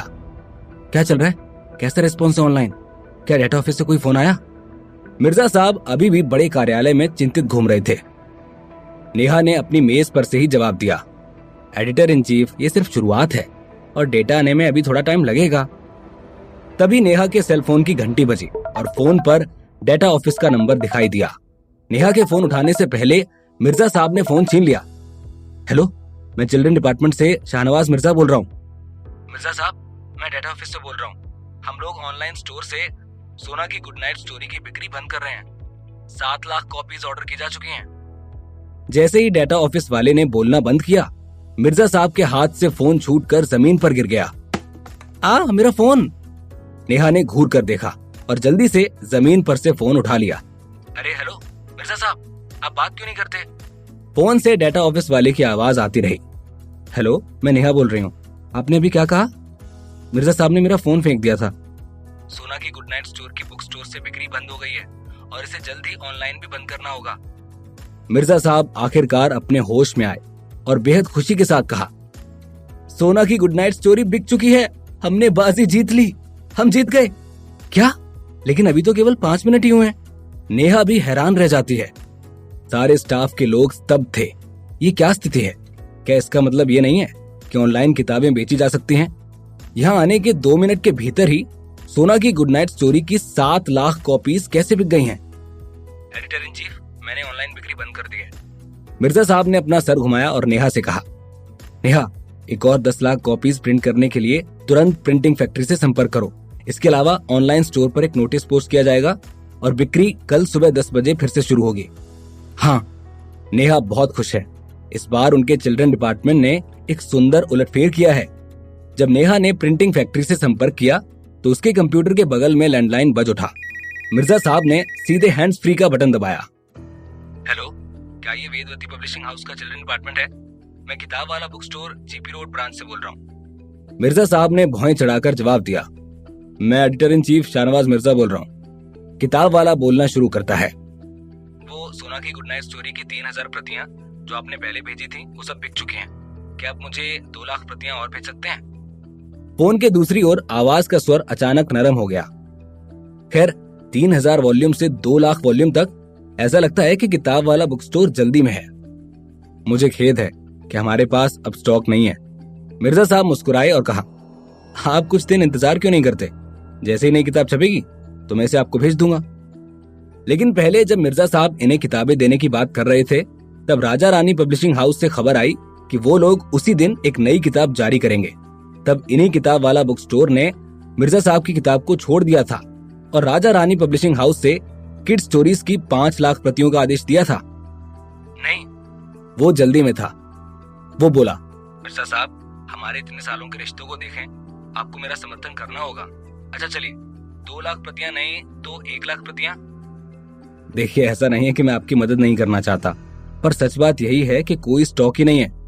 मिर्जा साहब ने स्पष्ट रूप से कहा। आपको सच बताने के लिए पुस्तकालय में अभी भी 1.5 लाख वॉल्यूम है, लेकिन ये 1.5 लाख वॉल्यूम पहले ही ऑर्डर किए जा चुके हैं। अच्छा, तो काम करो, आप मुझे पहले 50,000 प्रतियां दे दो। वो बोलता रहा। इसके साथ साथ मैं आपकी पुरानी किताबें cat and the old man, youth wandering notes, इन सभी की भी 2 मिलियन प्रतियां ऑर्डर करूंगा। प्रत्येक की 1 लाख प्रतियां ऑर्डर करूंगा। इसके बारे में क्या ख्याल है? देखिए मिस्टर, इस बार इतने सालों की हमारी दोस्ती के आधार पर मैं आपके आदेश को मान लूंगा। मिर्जा साहब ने कुछ देर सोचा और जवाब देना जारी रखा। वैसे अगर आपको लगता है कि आज की 50,000 प्रतियां पर्याप्त नहीं है, तो हम कल ऑनलाइन भी 10 लाख प्रतियां बेचने वाले हैं, तो आप भी ऑनलाइन ऑर्डर कर सकते हैं। आपने ऑनलाइन शॉपिंग भी खोली है? जी हाँ, हमने क्लिक बाय और एथोम पर अपने स्टोर से 5 मिनट से भी कम समय में सोना की गुड नाइट स्टोरी की 7 लाख प्रतियां बेची हैं। क्या? वो हक्का बक्का रह गया। मिर्जा साहब, आप मजाक कर रहे हो? मिर्जा साहब ने जवाब दिया, मैं इस तरह की चीजों के बारे में मजाक कैसे कर सकता हूँ? अगर आप इस पर विश्वास नहीं करते हैं तो आप कल तक का वेट कर लो और कल खुद अपनी आंखों से सुबह देख सकते हो। ठीक है, मैं कल खुद ही देखता हूँ, उसने जवाब दिया। फिर थोड़ी और देर के लिए मिर्जा साहब से बातचीत की और फोन रख दिया। एडिटर इन चीफ, आपको मैंने आज तक कभी भी ऐसे किसी को ताने मारते नहीं देखा। नेहा ने मिर्जा साहब को देखा और हंसते हुए बोली, ये जीपी रोड वाले किताब वाला बुक स्टोर का मैनेजर था और आपने उससे इस तरह से बात की? बहुत बड़ी हिम्मत दिखाई आपने तो। मिर्जा साहब हंसने लग जाते हैं, फिर वो खुद से ही बोलते हैं, वाह क्या बात क्या बात। मिर्जा साहब ने अपनी नाक रगड़ी और कहा, अब जब उसको हमारी किताब की जरूरत पड़ी तो लालच देने लगा मुझे, वरना पहले इतने नाटक कर रहा था कि पूछो मत। हमारे पब्लिशिंग हाउस के बिना क्या इन किताबों की दुकानों को कोई पूछेगा भी? पर ये लोग ऐसे झाड़ पर चढ़ गए कि पूछो मत। नेहा ने बार बार सर हिलाया। हाँ, आप जो कुछ भी कहते हैं वो सही है। दोनों हंसने लगते हैं। जो डिपार्टमेंट बंद होने वाला था, आज उसे एक नई जान मिल गई थी। ये एक ऐसी घटना हो गई थी जो कभी भी किसी किताब के साथ नहीं हुई थी, और वेदवती पब्लिकेशंस के साथ तो पहला ही है। उनकी दूसरी किताबें भी कभी इस तरह से नहीं बिकी थीं, जैसी ये बच्चों की किताब बिक रही है। राहुल इस सफलता को कैसे लेगा? मिर्जा साहब और नेहा राहुल को ये खबर कैसे देंगे? ऐसी और कितनी प्रतियां बिकेगी? इस प्यारी सी कहानी में क्या होगा अगला ट्विस्ट? ये जानने के लिए सुनते रहिए सुपरस्टार पापा, सिर्फ पॉकेट एफएम पर।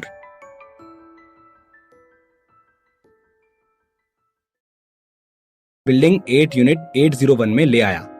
क्योंकि इस मंजिल का एक बड़ा क्षेत्र है, इसीलिए केवल 2 घर हैं। यानी कहने के लिए 801 राहुल का है और पलाश का 802 है। वाओ पापा, कितनी बड़ी बालकनी है।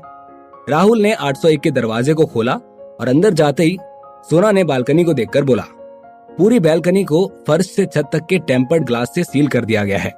दरवाजे के दाहिने हाथ की ओर एक हल्का नीला फर्श कैबिनेट है जो सीधे 8वीं मंजिल की छत की ओर जाता है। मंजिल कैबिनेट के नीचे एक जूतों का कैबिनेट है और मध्य खाली है। यहाँ हर तरह की चीजों के लिए एक जगह होनी चाहिए और शीर्ष पर कुछ खाली अलमारियां हैं। दरवाजे के बाईं ओर 2 हैंगिंग बास्केट और स्विंग रॉकिंग चेयर्स हैं। रॉकिंग कुर्सियों के बीच में एक कॉफी टेबल भी है। राहुल ने हैरान चेहरे के साथ सोना को देखा और पूछा, सोना, क्या तुम्हें बालकनी पसंद है? हाँ, सोना ने बार बार सर हिलाया। मुझे ये बालकनी और रॉकिंग चेयर पसंद है पापा। मैं इस तरह की रॉकिंग चेयर चाहती थी। जब मैं पहले मम्मा के साथ थी ना, तो मम्मा हमेशा मुझे गले लगाती थी और मुझे रॉकिंग चेयर पर कहानियां सुनाती थी। अब तो पापा भी आपको गले लगाएंगे और रॉकिंग चेयर में कहानियां सुनाएंगे, ठीक है? राहुल मुस्कुराया। ठीक है। सोना के चेहरे पर एक मुस्कान खिल गई। चलो अंदर चलते हैं और अंदर देखते हैं। राहुल सोना को बालकनी से कमरे की ओर ले गया दरवाजा खोलने के बाद लिविंग रूम में जा सकते हैं। चूंकि पूरी मंजिल पर केवल 2 घर हैं, इसीलिए वो बहुत बड़ा घर है। इस घर की सजावट के लिए अभी बहुत सी जगह खाली है। घर का लिविंग रूम भी बहुत बड़ा है। अधिकतर सजावट भारतीय संस्कृति से भरी हुई है। फर्श लकड़ी से बना है और सोफे का एक सेट लिविंग रूम के बीच में रखा गया है। कमरे और लिविंग रूम के बाहर एक और जगह है। इसे एक संगीत कक्ष के रूप में डिजाइन किया गया है। बाईं ओर एक पियानो रखा है और दाईं ओर कुछ और म्यूजिक की चीजें रखी गई हैं। 2 बार स्टूल हैं और इसके बगल में दीवार पर एक गिटार लटका हुआ है और एक छोटा टेबल दीवार में ठोक दिया गया है। छोटी मेज पर एक कैमरा और एक माइक्रोफोन है। लिविंग रूम के दाईं ओर डाइनिंग रूम है। डाइनिंग रूम में मार्बल डाइनिंग टेबल है और डाइनिंग टेबल के बगल में वाइन कैबिनेट बनाया गया है। इस पर रेड वाइन और विदेशी वाइन की कई बोतलें तिरछी तरह से रखी हुई हैं। वो शायद पलाश ने स्पेशली खरीदी थी। डाइनिंग रूम के बाद किचन है और किचन डाइनिंग रूम से इंटीग्रेटेड है। किचन में गैस स्टोव के नीचे एक पारदर्शी कैबिनेट है जिसमें 1 दर्जन से अधिक टेबलवेयर और पीने के लिए विभिन्न कप बड़े अच्छे से रखे गए हैं। मेज पर कुछ फल और सब्जियां रखे हैं। राहुल सिर्फ चेक करने के लिए गैस स्टोव पर गया और उसे चलाया। ये बहुत जल्दी जल उठता है। रसोई के बाद बाथरूम है जो वाटर हीटर और नहाने के लिए एक बड़े बाथ टब से भरा है। बाथरूम एक स्टडी रूम के साथ 3 बेडरूम हैं। सभी बेडरूम में खिड़कियां हैं, इसीलिए लाइट बहुत अच्छी आती है। मास्टर बेडरूम में एक बड़ी खिड़की है जिसके आगे एक छोटा सा सिटिंग एरिया बनाकर चाय पीने के लिए एक छोटी सी जगह में बदल दिया गया है। उस सिटिंग एरिया में बने सोफे पर पीठ के लिए 7 या 8 आसमानी नीले चौकोर तकिए रखे गए हैं। उसी के सामने एक छोटी सी चाय की मेज है और चाय की मेज पर चाय के सेट का एक पूरा सेट है। बेशक सभी कमरे फर्नीचर और इलेक्ट्रॉनिक सामानों से सजे हुए हैं। हर बेडरूम में एयर कंडीशनर और दीवार पर एलसीडी टीवी लगा हुआ है। लिविंग रूम में स्मार्ट स्क्रीन टीवी और सराउंड साउंड होम थिएटर भी है। पापा, मुझे ये कमरा चाहिए। घर के चारों ओर घूमते हुए सोना ने गुलाबी रंग से सजे हुए एक कमरे की तरफ इशारा किया। राहुल मुस्कुराया। हाँ मेरी बेटी, आप जिस कमरे में चाहो रह सकती हो। ये पूरा का पूरा आपके लिए ही है। राहुल ने सोना के सिर को थपथपाया। अच्छा सोना बेटा, आपको भूख नहीं लग रही? डैडी आपके लिए कुछ बनाएं? सोना ने त्योरियां चढ़ाते हुए कहा। पापा, क्या नए घर में खाने के लिए कुछ है? क्या आप भूल गए कि हमने आते टाइम रास्ते से कुछ फल और सब्जियां खरीदी थी? राहुल ने सोना की नाक के सिरे को मजाक मजाक में पकड़ा और कहा, ठीक है तो चलो आज नए घर में हमारा पहला खाना खाते हैं। मैं आपके लिए खाना बनाता हूँ और आप बाहर जाकर टीवी देखो और एक अच्छे बच्चे की तरह खाना आने तक वेट करो, ओके? ये बोलते हुए राहुल ने सोना के लिए टीवी चालू कर दिया और फिर दोपहर के खाने की तैयारी करने के लिए रसोई में चला गया। अगले दिन Raja Rani publishing house. Raja Rani publishing house में चिल्ड्रन डिपार्टमेंट के एडिटर इन चीफ का नाम अशोक कुमार है।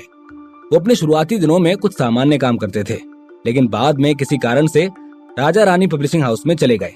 इस समय अशोक कुमार अपने ऑफिस में बैठे हैं, चाय पी रहे हैं और एक छोटे और मोटे मध्यम आयु के व्यक्ति के साथ बातें कर रहे हैं। आपने इस बार मेरी बहुत मदद की है। अशोक कुमार का एक भारतीय चरित्र वाला चेहरा, मोटी भौहें और मोटी आंखें थी और उनकी आवाज थोड़ी खुरदरी थी। मुझे लगता है कि इस बार शाहनवाज मिर्जा में बहुत गुस्सा होगा। सामने बैठे आदमी ने मुस्कुराते हुए कहा, अशोक साहब, ये तो आपका बड़प्पन है। वो वेदवती पब्लिशिंग हाउस ने जब मुझे निकाल दिया था तब से मैं काम ढूंढ रहा था। अब क्या करें, जीवन चलाने के लिए तो पैसा ही लगता है ना। अरे नहीं रमेश, तुम बहुत विनम्र हो। अशोक कुमार ने अपना सर हिलाया और कहा, वैसे अगर आपके साथ विशु प्रसाद जी जैसे लेखक हैं तो आपको किसी और चीज की जरूरत ही क्या?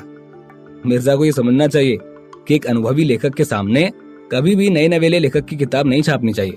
बेचारा मिर्जा अपना डिपार्टमेंट बंद करवा रहा होगा। वो सब जोर जोर से हंसने लगे।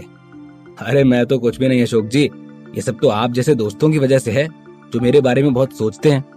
बिशु ने संभाल कर कहा, लेकिन एक मूर्ख भी उसके चेहरे पर घमंड के भाव देख सकता था। अशोक कुमार मुस्कुराए और उन्होंने अचानक विषय बदल दिया और कहा, रमेश, ऐसे तुमने पता किया कि वेदवती पब्लिशिंग हाउस की सोना की गुड नाइट स्टोरी की कल कितनी बिक्री हुई?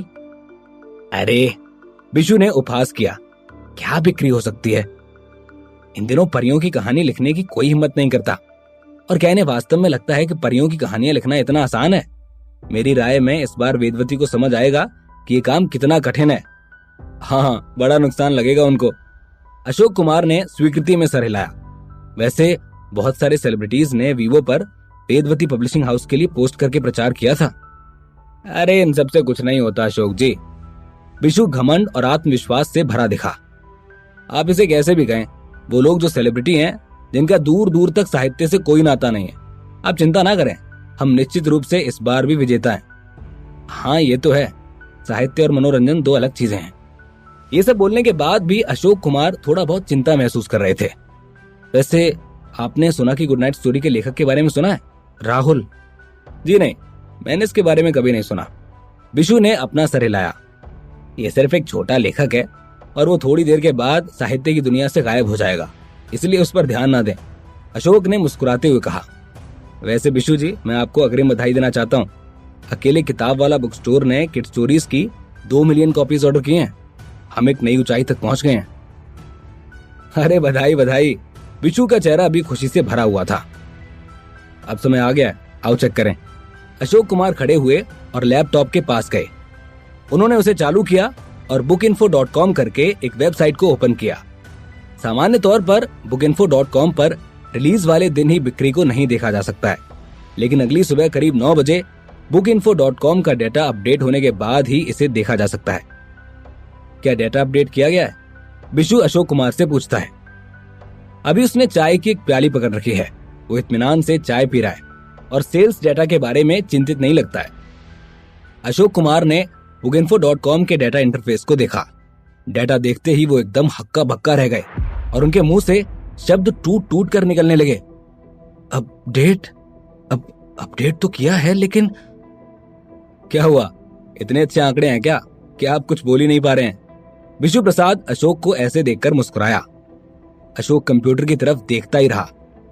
हमारी किताब सिर्फ 5,000 के करीब ही बिकी है। बिशु प्रसाद और रमेश थोड़ा सा चौंके और फिर रमेश ने पूछा, क्या सिर्फ 5,000? इतनी कम? ऐसे कैसे? और वेदवती की सोना की गुड नाइट स्टोरी का क्या है? अशोक कुमार ने स्क्रीन के दूसरी तरफ देखा और सोना की गुड नाइट स्टोरी के बारे में पढ़ा। वो पढ़ते ही उसका चेहरा उतर गया और वो एकदम घबरा गया। वो कुछ नहीं बोला। उसने बस लैपटॉप उठाया और चुपचाप बिशु प्रसाद के पास चला गया। फिर बिशु ने अपनी जेब से एक पढ़ने के चश्मे की जोड़ी निकाली, उसे पहना और उसके लैपटॉप की स्क्रीन को देखा। बिशु प्रसाद के होश उड़ गए थे। वो एकदम से चुप हो गया। ऐसा लग रहा था कि मानो वो सांस भी नहीं ले रहा है। बिक्री का आंकड़ा देखकर वो हैरान और परेशान हो गया था, क्योंकि उसने आज तक ऐसा आंकड़ा नहीं देखा था।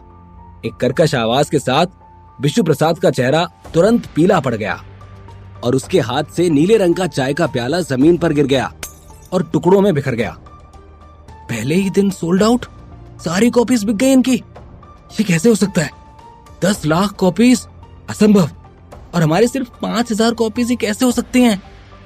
रमेश ने कंप्यूटर को अविश्वसनीय रूप से पकड़ा और कंप्यूटर स्क्रीन को घूरते हुए कहा, सोना की गुड नाइट स्टोरी के पहले दिन 1 मिलियन प्रतियां बिकी।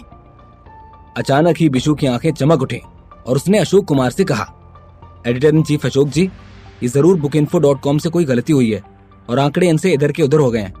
ये 5,000 प्रतियां सोना की गुड नाइट स्टोरी की हैं और ये 1 मिलियन वॉल्यूम किड स्टोरीज के हैं। अशोक कुमार ने इस संभावना के बारे में सोचा। वो ऑफिस के बाहर गया, अपना मोबाइल फोन निकाला और एक फोन नंबर ढूंढा।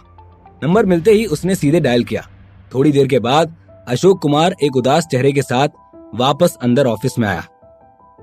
मैंने bookinfo.com पर कॉल किया था। वहां पर मेरा एक पुराना पहचान वाला है। मैंने उसे जांचने के लिए कहा, लेकिन उसने बताया कि डेटा गलत नहीं है और संख्या की बिक्री यही है। उसका चेहरा एकदम उदासी से भर गया था। वो नजरें नीची करके ही खड़ा हुआ था। अशोक कुमार की ये बात सुनकर बिशु एकदम शून्य में खो गया था। उसकी किताब नहीं बिकना उसके लिए एक बहुत बड़ी बात थी। उसके पूरे जीवन में उसके साथ ये पहली बार हो रहा था। उसे समझ नहीं आ रहा था कि ये कैसे हुआ। उसे लग रहा था कि जैसे ही उसके जीवन की सबसे बुरी हार थी। एक नए लेखक की पहली किताब कई सालों से लिख रहे एक प्रसिद्ध लेखक की किताब को हरा चुकी थी। बिशु प्रसाद की ऐसी हार पर क्या प्रतिक्रिया होगी? और क्या राहुल को उसका नया घर पसंद आया? क्या पलाश सच में राहुल को यह घर दे चुका है या कोई शर्त है? इस प्यारी सी कहानी में क्या होगा अगला ट्विस्ट, ये जानने के लिए सुनते रहिए सुपरस्टार पापा, सिर्फ पॉकेट एफएम पर। अशोक कुमार अपनी सांस रोके हुए था, क्योंकि राजा रानी पब्लिशिंग हाउस ने विशु प्रसाद के नए काम किड स्टोरीज की 4 मिलियन प्रतियां छपवाई थीं और उनके पास अभी भी स्टॉक में लगभग 2 मिलियन प्रतियां बची हैं, क्योंकि पिछले 24 घंटों में केवल 5,000 प्रतियां ही बिकी हैं। यदि किताब वाला बुक स्टोर माल वापस करने का फैसला लेता है तो किड स्टोरीज की लगभग 4 मिलियन प्रतियां उसके हाथों में ही रह जाएंगी और वो पूरी तरह से फेंकने में ही जाएंगी। विशु प्रसाद भी अभी यही सोच रहा था। विशु कुमार आज तक परियों की कहानियों में नंबर 1 होने का दावा किया करता है और ये देखकर कि उसका ये दावा अब टूट चुका है, वो बहुत दुखी है। तभी अशोक कुमार के सेलफोन की घंटी बजी। उन्होंने सेलफोन उठाया और मिस्टर साजन का नाम देखा। अशोक कुमार हिल गए और उत्तर बटन दबाया। अरे साजन सर, मैं। अशोक कुमार, आप क्या कर रहे हैं? जाओ और bookinfo.com पर जाकर उनके जारी किए गए डाटा को देखो। 24 घंटे में मात्र 5,000 प्रतियां। आपका चिल्ड्रन डिपार्टमेंट कर क्या रहा है? फोन के दूसरे छोर पर राजा रानी पब्लिशिंग हाउस के अध्यक्ष मिस्टर साजन थे। उन्होंने कहा, इस किताब के विमोचन से पहले आपने मुझे पहले दिन ही लगभग 10 लाख प्रतियां बिकने की गारंटी दी थी और कहा था कि आप निश्चित रूप से पहले दिन एक नई ऊंचाई को छू लोगे। अब क्या हुआ? क्या आप मेरे साथ कोई खेल खेल रहे हैं? ये बहुत गलत किया है आप सबने। अब क्या हुआ आपके बड़े बड़े दावों का? मिस्टर साजन, मेरी बात सुनिए। अशोक कुमार की हालत खराब हो चुकी है। सर, मैंने नहीं सोचा था कि सोना की गुड नाइट स्टोरी की बिक्री इतनी ज्यादा हो जाएगी। मैं वास्तव में नहीं जानता कि उन्होंने ये कैसे किया। आप नहीं जानते? अशोक कुमार को ये बात नहीं कहनी चाहिए थी, लेकिन जैसे ही उसने ये कहा, साजन ने उन्हें कोसते हुए तुरंत जोर से कहा, क्या तुम दिमाग से खाली हो? क्या bookinfo.com गलतियां कर सकता है? आप एक काम करिए, आप खुद क्लिक बाय और थोम पर जाकर देखो। उन्होंने इस बार ऑनलाइन बिक्री भी की है। अरे उन्होंने ऑनलाइन ही अपनी 7 लाख से ज्यादा किताबें बेच दी हैं। आप अपने कॉम्पिटिटर का तो पता लगा नहीं सकते, लेकिन आप मेरे साथ बहस करने की हिम्मत कर सकते हैं? आप एडिटर इन चीफ हो। अगर आप ये जिम्मेदारी अच्छे से निभा सकते हो तो ही यहाँ पर काम करिए, नहीं तो आप ये काम छोड़कर जा सकते हैं, जितना जल्दी हो सके। इतना कहने के बाद फोन कट गया। विशु प्रसाद अशोक कुमार के ठीक बगल में था और उसने साजन की बातों को साफ साफ सुना था। उसने कंप्यूटर पर क्लिक बाय ऐप खोली और सोना की गुड नाइट स्टोरी खोजी। तभी लाल रंग का एक पेज सीधे पॉपअप हो जाता है, वेदवती पब्लिशिंग हाउस के चिल्ड्रन डिपार्टमेंट का प्रमुख स्टोर। क्लिक करते ही वो उसके स्टोर पर ले जाता है। पूरे पेज पर केवल एक ही किताब है और वो है सोना की गुड नाइट स्टोरी। अब उस किताब पर बाय क्लिक करने पर 2 शब्द सोल्ड आउट लिखा आता है। उसने जब उस किताब के नीचे लिखे प्रोडक्ट्स कमेंट्स को पढ़ना शुरू किया तो देखा कि लोगों को वो बहुत पसंद आ रही है और कुछ लोगों ने तो आधी कहानियां उस कमेंट बॉक्स में ही लिख दी थी। उसके चेहरे पर सदमे के भाव और भी तीव्र हो गए, लेकिन उसे अभी भी विश्वास नहीं हो रहा था, क्योंकि उन्हें पूरे भारत में परियों की कहानियों में सबसे पहला लेखक कहा जा सकता है। उनकी परी कथा की लेखनी पर बहुत ही मजबूत पकड़ है। वो एक नजर में बता सकते हैं कि परी कथा अच्छी है या बुरी। ठीक इसी वजह से कमेंट बॉक्स में कुछ परियों की कहानियों के पहले भाग को पढ़ने के बाद ही विशु प्रसाद का चेहरा और भी उदास हो गया।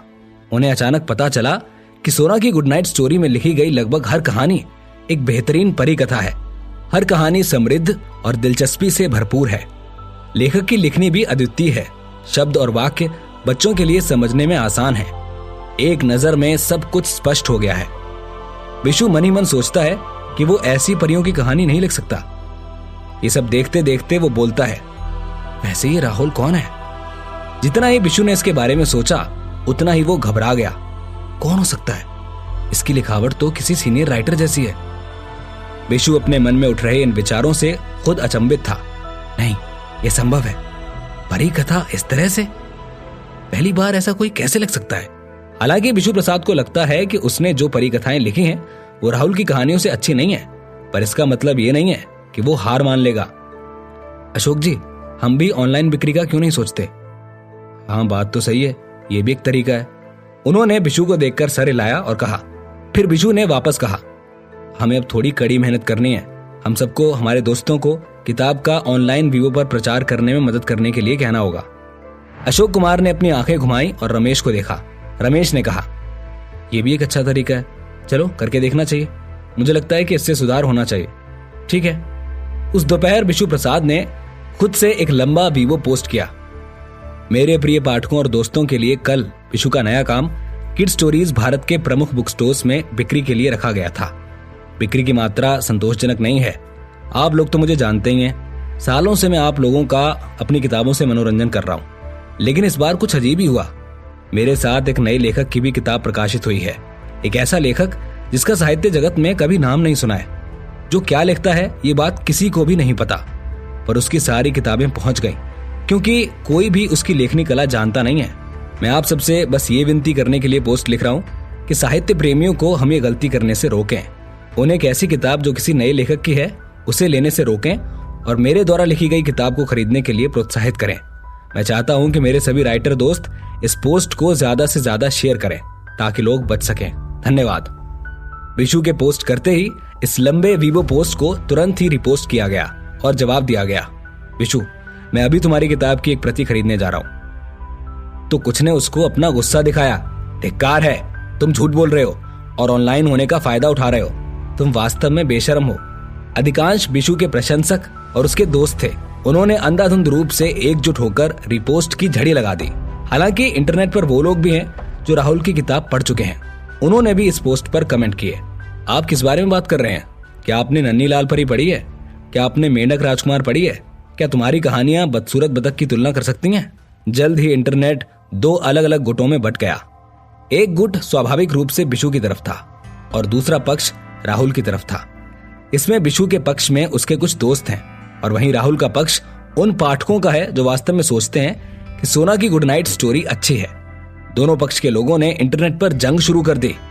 केवल एक दिन में ये मामला वीवो पर ट्रेंडिंग हो गया और सुर्खियां बटोरने लगा। राहुल को नहीं पता था कि वो फिर से वीवो की ट्रेंडिंग खोजों पर था। वो कल नए घर में ही सोया था क्योंकि सोना को इस घर से प्यार हो गया था। आज सुबह जल्दी उठकर राहुल ने पलाश को फिर से एक दिन की छुट्टी लेने के लिए मैसेज किया। सोना को स्कूल भेजने के बाद वो वापस नए घर के लिए रवाना हो गया। वैसे राहुल के लिए पलाश ने वास्तव में बहुत ही अच्छा सोचा था। गैरेज में उसके लिए छोड़ी गई कार कोई छोटी मोटी नहीं बल्कि एक top of the line luxury Q3 थी, वाइन रेड, जिसकी कीमत लगभग 50 से 60 लाख की है। कार को पहले ही लाइसेंस प्लेट मिल चुकी है और इसे केवल 1000 किलोमीटर तक ही चलाया गया था। इसके अलावा पीछे की सीट पर एक बच्चों की सीट सोच समझकर लगाई गई थी। राहुल उस गाड़ी में बैठकर अपने पुराने घर सामान लेने के लिए जाता है। राहुल आज आगे बढ़ने जा रहा है। हालांकि उसने इस महीने का किराया भर रखा है, पर वो अब इसमें रहना नहीं चाहता। अब जब बड़ा घर है तो छोटे घर में कौन रहना चाहेगा। वास्तव में ले जाने के लिए ज्यादा सामान नहीं है। कुछ साफ रजाई, बर्तन, चावल, तेल और नमक खरीदने के अलावा सबसे महत्वपूर्ण चीजें जो बची हैं वो सोना की चीजें हैं। कम से कम 10 गुड़िया, खिलौनों का एक छोटा सा बक्सा और सोना के कपड़ों के 2 बड़े बक्से। वैसे उस गाड़ी में सामान रखने की काफी जगह है। तभी राहुल का फोन बज उठता है। वो कमरे में आया और फोन बजने पर उन चीजों को पैक किया जिन्हें ले जाने की जरूरत थी। अरे भाभी क्या बात है? फोन पर नजर डालते हुए राहुल ने फोन का जवाब दिया। राहुल क्या हम अभी बात कर सकते हैं? फोन से नेहा की आवाज आई। अगर तुम्हारे पास कंप्यूटर है तो तुम अभी वीवो पर लॉगिन करो और देखो जरा। क्या बात है? इंटरनेट पर सर्फिंग करते समय वो नहीं जानता था कि #विशु वर्सेस राहुल ट्रेंड कर रहा है। बेहतर होगा कि तुम ऑनलाइन जाओ और खुद ही देखो। नेहा बहुत चिंतित थी।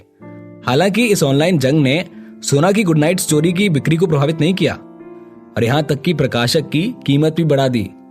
नेहा के कॉल को काटने के बाद राहुल ने अपना लैपटॉप निकाला और वीवो में लॉगिन किया। वीवो खोलते ही राहुल सीधे हैशटैग पर गया और उसने देखा कि #विशु वर्सेस राहुल ट्रेंड कर रहा है। अब ये क्या है? राहुल एक पल के लिए चौंक गया। फिर उसने सीधे हैशटैग पर क्लिक किया और एक ही पल में इससे संबंधित सारी जानकारी राहुल के सामने आ गई। उसके सामने सैकड़ों संदेशों को देखते हुए राहुल शांत हो गया और फिर हर एक को देखा। थोड़ी देर के बाद राहुल सब कुछ समझ गया। कल विशु प्रसाद की किड स्टोरीज ने पहले दिन की बिक्री में एक नया लो का रिकॉर्ड तोड़ दिया। इतना सब लिखने की क्या जरूरत थी? तुम सच में एक पागल हो। राहुल अभी भी गुस्से में है। वो एक सामान्य व्यक्ति है और जब वो दूसरों को बिना किसी कारण के खुद का अपमान करते हुए देखता है तो वो गुस्सा हो जाता है। उसने अपना सर नीचे किया और कुछ देर सोचा। फिर राहुल ने अपना मोबाइल फोन निकाला और नेहा को वापस कॉल डायल किया। हेलो भाभी, ये तो इसने हद ही पार कर दी। अब इसे छोड़ देना तो गलत हो जाएगा। क्या आप एक काम कर सकते हैं? राहुल ने फुसफुसाते हुए कहा। आप एक काम करिए, आप वीवो पर मेरा अकाउंट बनवाइए, उसमें मुझे परी कथा लेखक में वेरीफाई करवाइए और फिर मुझे उसका यूजर नेम और पासवर्ड भेजिए और फिर मैं इसको निपटाता हूं। क्या तुम ये सब अकेले कर सकते हो? नेहा हिचकिचाई। नहीं तो मैं एडिटर इन चीफ से राइटर्स एसोसिएशन के कुछ दोस्तों को जवाब देने के लिए कह सकती हूँ। अरे नहीं नहीं, कोई जरूरत नहीं है इसकी, राहुल ने उसे बीच में ही टोका। बस इंतजार करो और शो देखो। अच्छा ठीक है, नेहा ने भी हाँ कहा। वैसे एक और बात है, राजा रानी पब्लिशिंग हाउस ने विशु प्रसाद की किड स्टोरीज की बिक्री के लिए ऑनलाइन एक फ्लैगशिप स्टोर भी खोला है। ये सिर्फ एक नकल है। दोनों ने कुछ देर के लिए बातचीत की और नेहा ने फोन काट दिया। 15 मिनट बाद राहुल के फोन पर एक मैसेज आया। इतनी जल्दी? मैसेज पर अकाउंट पासवर्ड को देखते हुए राहुल ने तुरंत लॉगिन किया।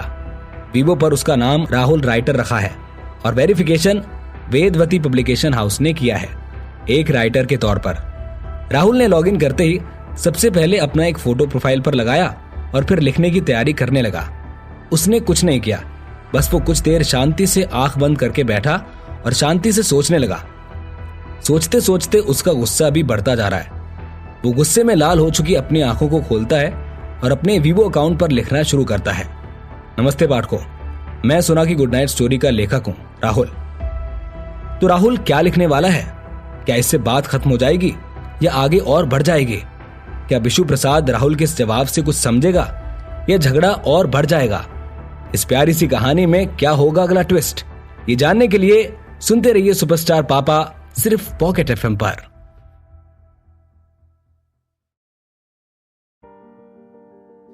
नमस्ते पाठकों, मैं सुना की गुड नाइट स्टोरी का लेखक हूं, राहुल।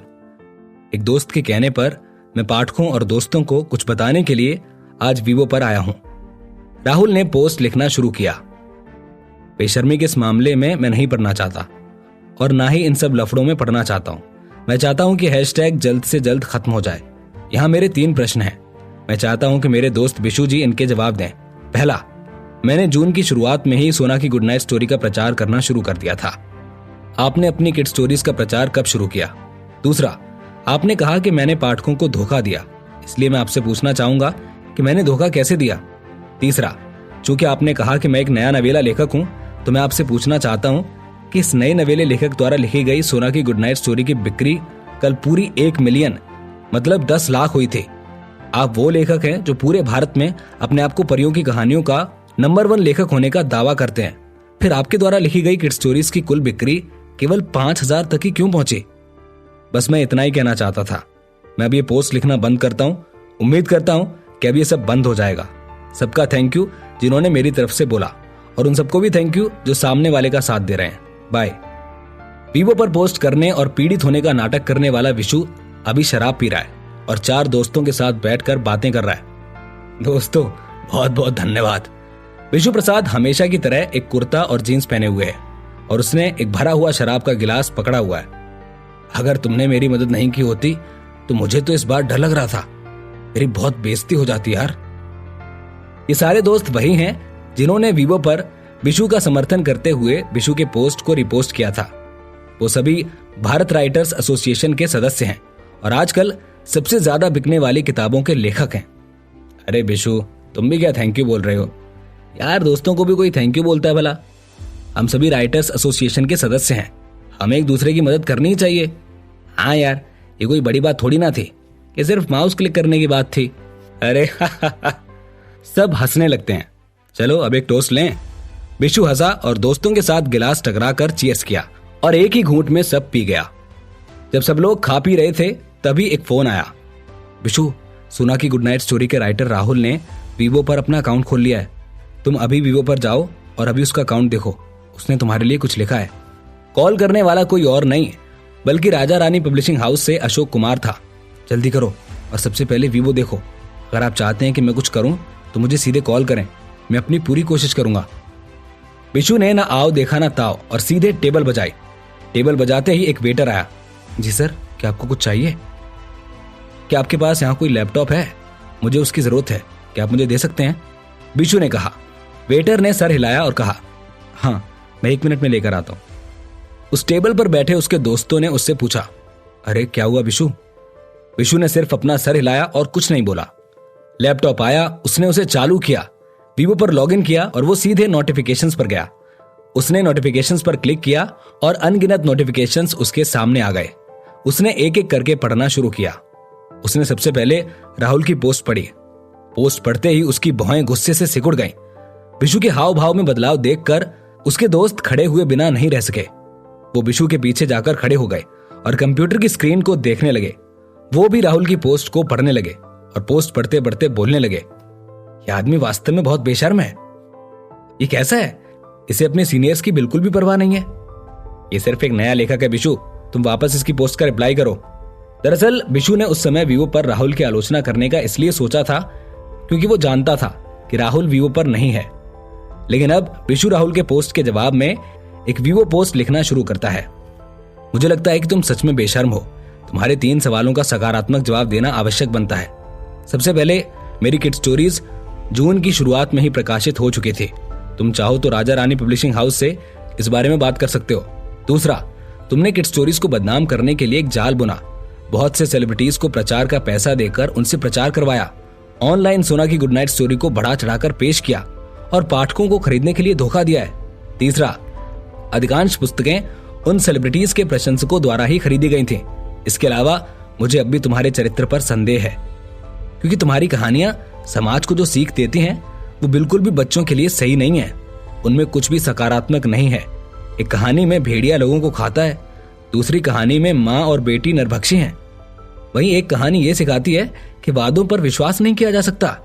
ऐसी कहानियां आसानी से बच्चों को भटका सकती हैं। तुम्हारे जैसे लोगों की कहानियों को तो बॉयकॉट करना चाहिए। बिशु ने पोस्ट कर दिया। उसका पोस्ट वीवो पर आते ही बिशु के फैंस ने उसे रिपोस्ट करना शुरू कर दिया।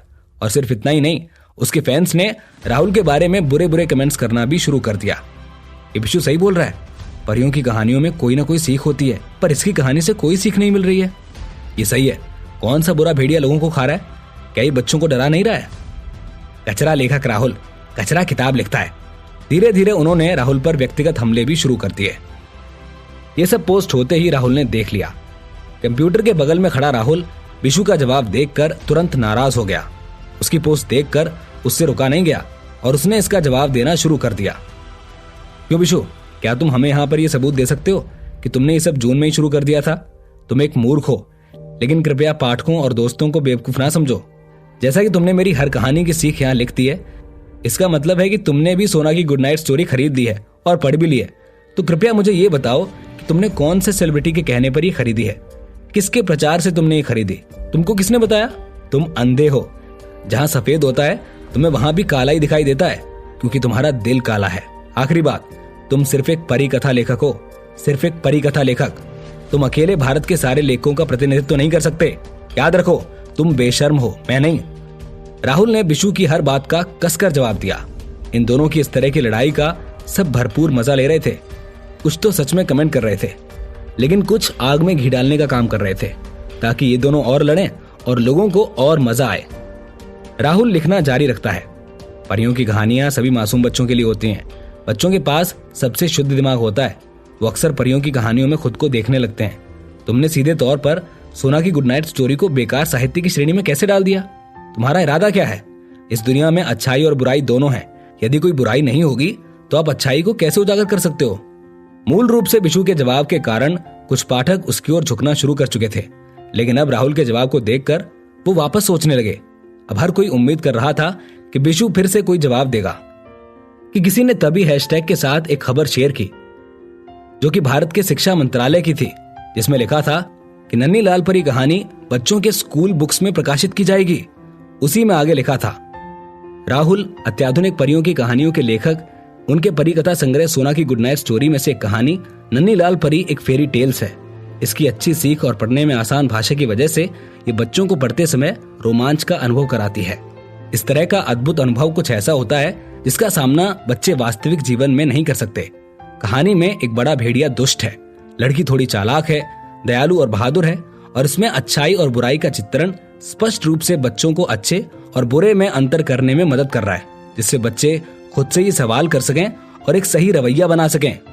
परी कथा नन्ही लाल परी दयालुता और बहादुरी का गुणगान करती है और बड़े भेड़िए के पाखंड और लालच पर व्यंग्य करती है, जो बच्चों को बेहद रोमांचित करता है और एक अच्छी सीख देता है।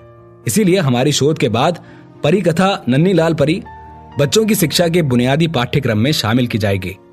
बस फिर क्या था, ये पढ़ते ही पूरा वीवो पागल हो गया।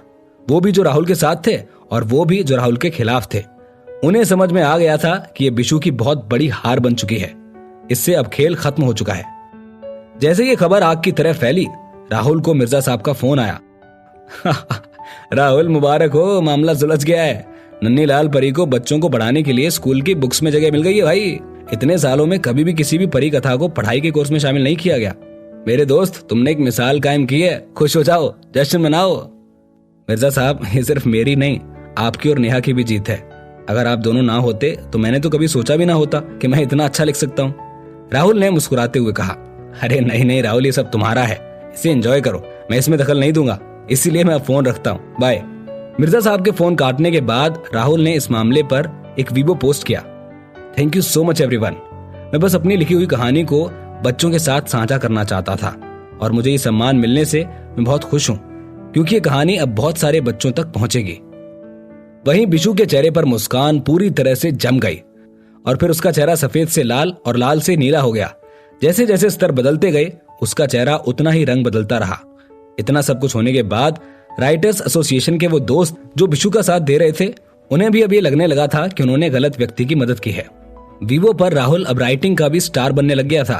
केवल 3 घंटों में राहुल के फैंस की संख्या बढ़कर 1.2 मिलियन हो गई थी और ये संख्या अभी भी बढ़ रही है। इस तरह और 3 दिन बीत चुके हैं। सोना की गुड नाइट स्टोरीज अभी भी इंटरनेट पर धूम मचा रही है। बिशु की हार हुई और राहुल की जीत। एक तरह से देखा जाए तो राहुल का अभी ऐसा समय चल रहा है कि वो जिस भी चीज में हाथ डाल रहा है वहां से सोना निकल रहा है, पहले सिंगिंग में और अब राइटिंग में। सोनाक्षी के आने के बाद से राहुल की किस्मत में एक अलग किस्म का बदलाव आया है। एक कॉलेज पास आउट लड़का जिसका कोई ठिकाना नहीं होता, आज वो एक बड़े से घर में रहता है और उसकी एक बड़ी सी गाड़ी भी है। हुनर और मेहनत से राहुल ने एक तरह से अपना परचम फैलाना शुरू कर दिया है। इंटरनेट पर हर जगह बस राहुल ही छाया हुआ है और वो ये जो कुछ भी कर रहा है वो सिर्फ और सिर्फ सोनाक्षी के लिए, सोनाक्षी के अच्छे जीवन के लिए। क्या बिशु का किस्सा खत्म हो गया है? क्या बिशु हार मानकर चुपचाप बैठ जाएगा या कोई और चाल चलेगा? अब राहुल की सिंगिंग का क्या? और नए घर में सोनाक्षी कैसे रहने वाली है? इस प्यारी सी कहानी में क्या होगा अगला ट्विस्ट? ये जानने के लिए सुनते रहिए सुपरस्टार पापा, सिर्फ पॉकेट एफएम पर। राहुल की सिंगिंग वाली प्रोफाइल पर फॉलोअर्स की संख्या 7.2 मिलियन तक पहुंच गई है। टीवीलॉजी पर 3 गाने ट्रेंडिंग में हैं। द वॉइस ऑफ भारत के बाद से ये बढ़ता ही जा रहा है। इस दिन जब राहुल कंपनी में आया तो पलाश ने उसे सीधे अपने ऑफिस में खींच लिया। राहुल, क्या तुम सोना की गुड नाइट स्टोरीज के बारे में कुछ जानते हो? राहुल को देखते हुए पलाश ने अचानक से कहा। राहुल ने भौएं चढ़ाई और कहा, हाँ मुझे पता है। तो मुझे सच बताओ, क्या ये तुमने लिखी है? पलाश ने सीधे पूछा। तुम ऐसा क्यों पूछ रहे हो? राहुल ने उसे सीधे जवाब नहीं दिया। क्या बकवास है? क्या तुम सच में सोचते हो कि मैं बेवकूफ हूं? पलाश ने गुस्से में कहा। उसके लेखक का नाम राहुल है और परियों की कहानियों के संग्रह का नाम भी सोना की गुड नाइट स्टोरी है।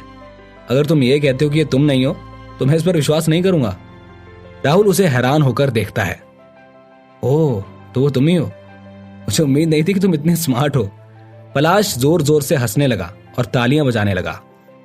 राहुल घबराहट से बाहर आया और बोला, क्या तुमने मुझसे अचानक ये सब क्यों पूछा? अरे ये तो बहुत अच्छा है भाई, मैं पिछले 2 दिनों से राहुल को ढूंढ रहा था। सौभाग्य से ये तुम ही हो। अगर ये कोई और होता तो मुझे उसके घर जाना होता और उसके लिए घर खरीदना होता। तुम ये क्या बोल रहे हो पलाश? मैं कुछ समझ नहीं पा रहा हूँ। राहुल ने सीधे उसको देखा। अरे भाई, ये तुम हो तो अब इसे संभालना आसान होगा। अरे बस अब बहुत हुआ। रुको पलाश, तुम वास्तव में क्या करना चाहते हो? साफ साफ बोलो यार। अरे मैंने वेदवती पब्लिशिंग हाउस से पहले ही पूछ लिया। सोना की गुड नाइट स्टोरी की सभी परियों की कहानियों का कॉपीराइट तुम्हारे हाथों में है। पलाश ने राहुल को देखा और कहा, मैं तुम्हारी 3 परियों की कहानियों के फिल्म कॉपीराइट खरीदना चाहता हूं। राहुल ने बिना सोचे समझे कहा, क्या? देखो, तुम्हारी बुक के बारे में पता चलते ही मैं वेदवती पब्लिकेशन हाउस में गया और वहां एक समझौते पर हस्ताक्षर किए। समझौते में स्पष्ट रूप से कहा गया है कि राहुल के पास अभी भी सभी कॉपीराइट हैं, लेकिन नन्ही लाल परी के फिल्म और टीवी रूपांतरण के लिए अब शिक्षा मंत्रालय की भी परमिशन की जरूरत होगी। बस। पलाश ने अपनी ठुड्डी को रगड़ा और बोला, फिर क्या था? सिंड्रेला और स्नो वाइट की बात बन गई। पलाश ने फिर से इसकी पुष्टि की। भाई राहुल, क्या तुम फिल्म कॉपीराइट बेचना चाहते हो? क्या तुम एक लाइव एक्शन फिल्म बनाना चाहते हो?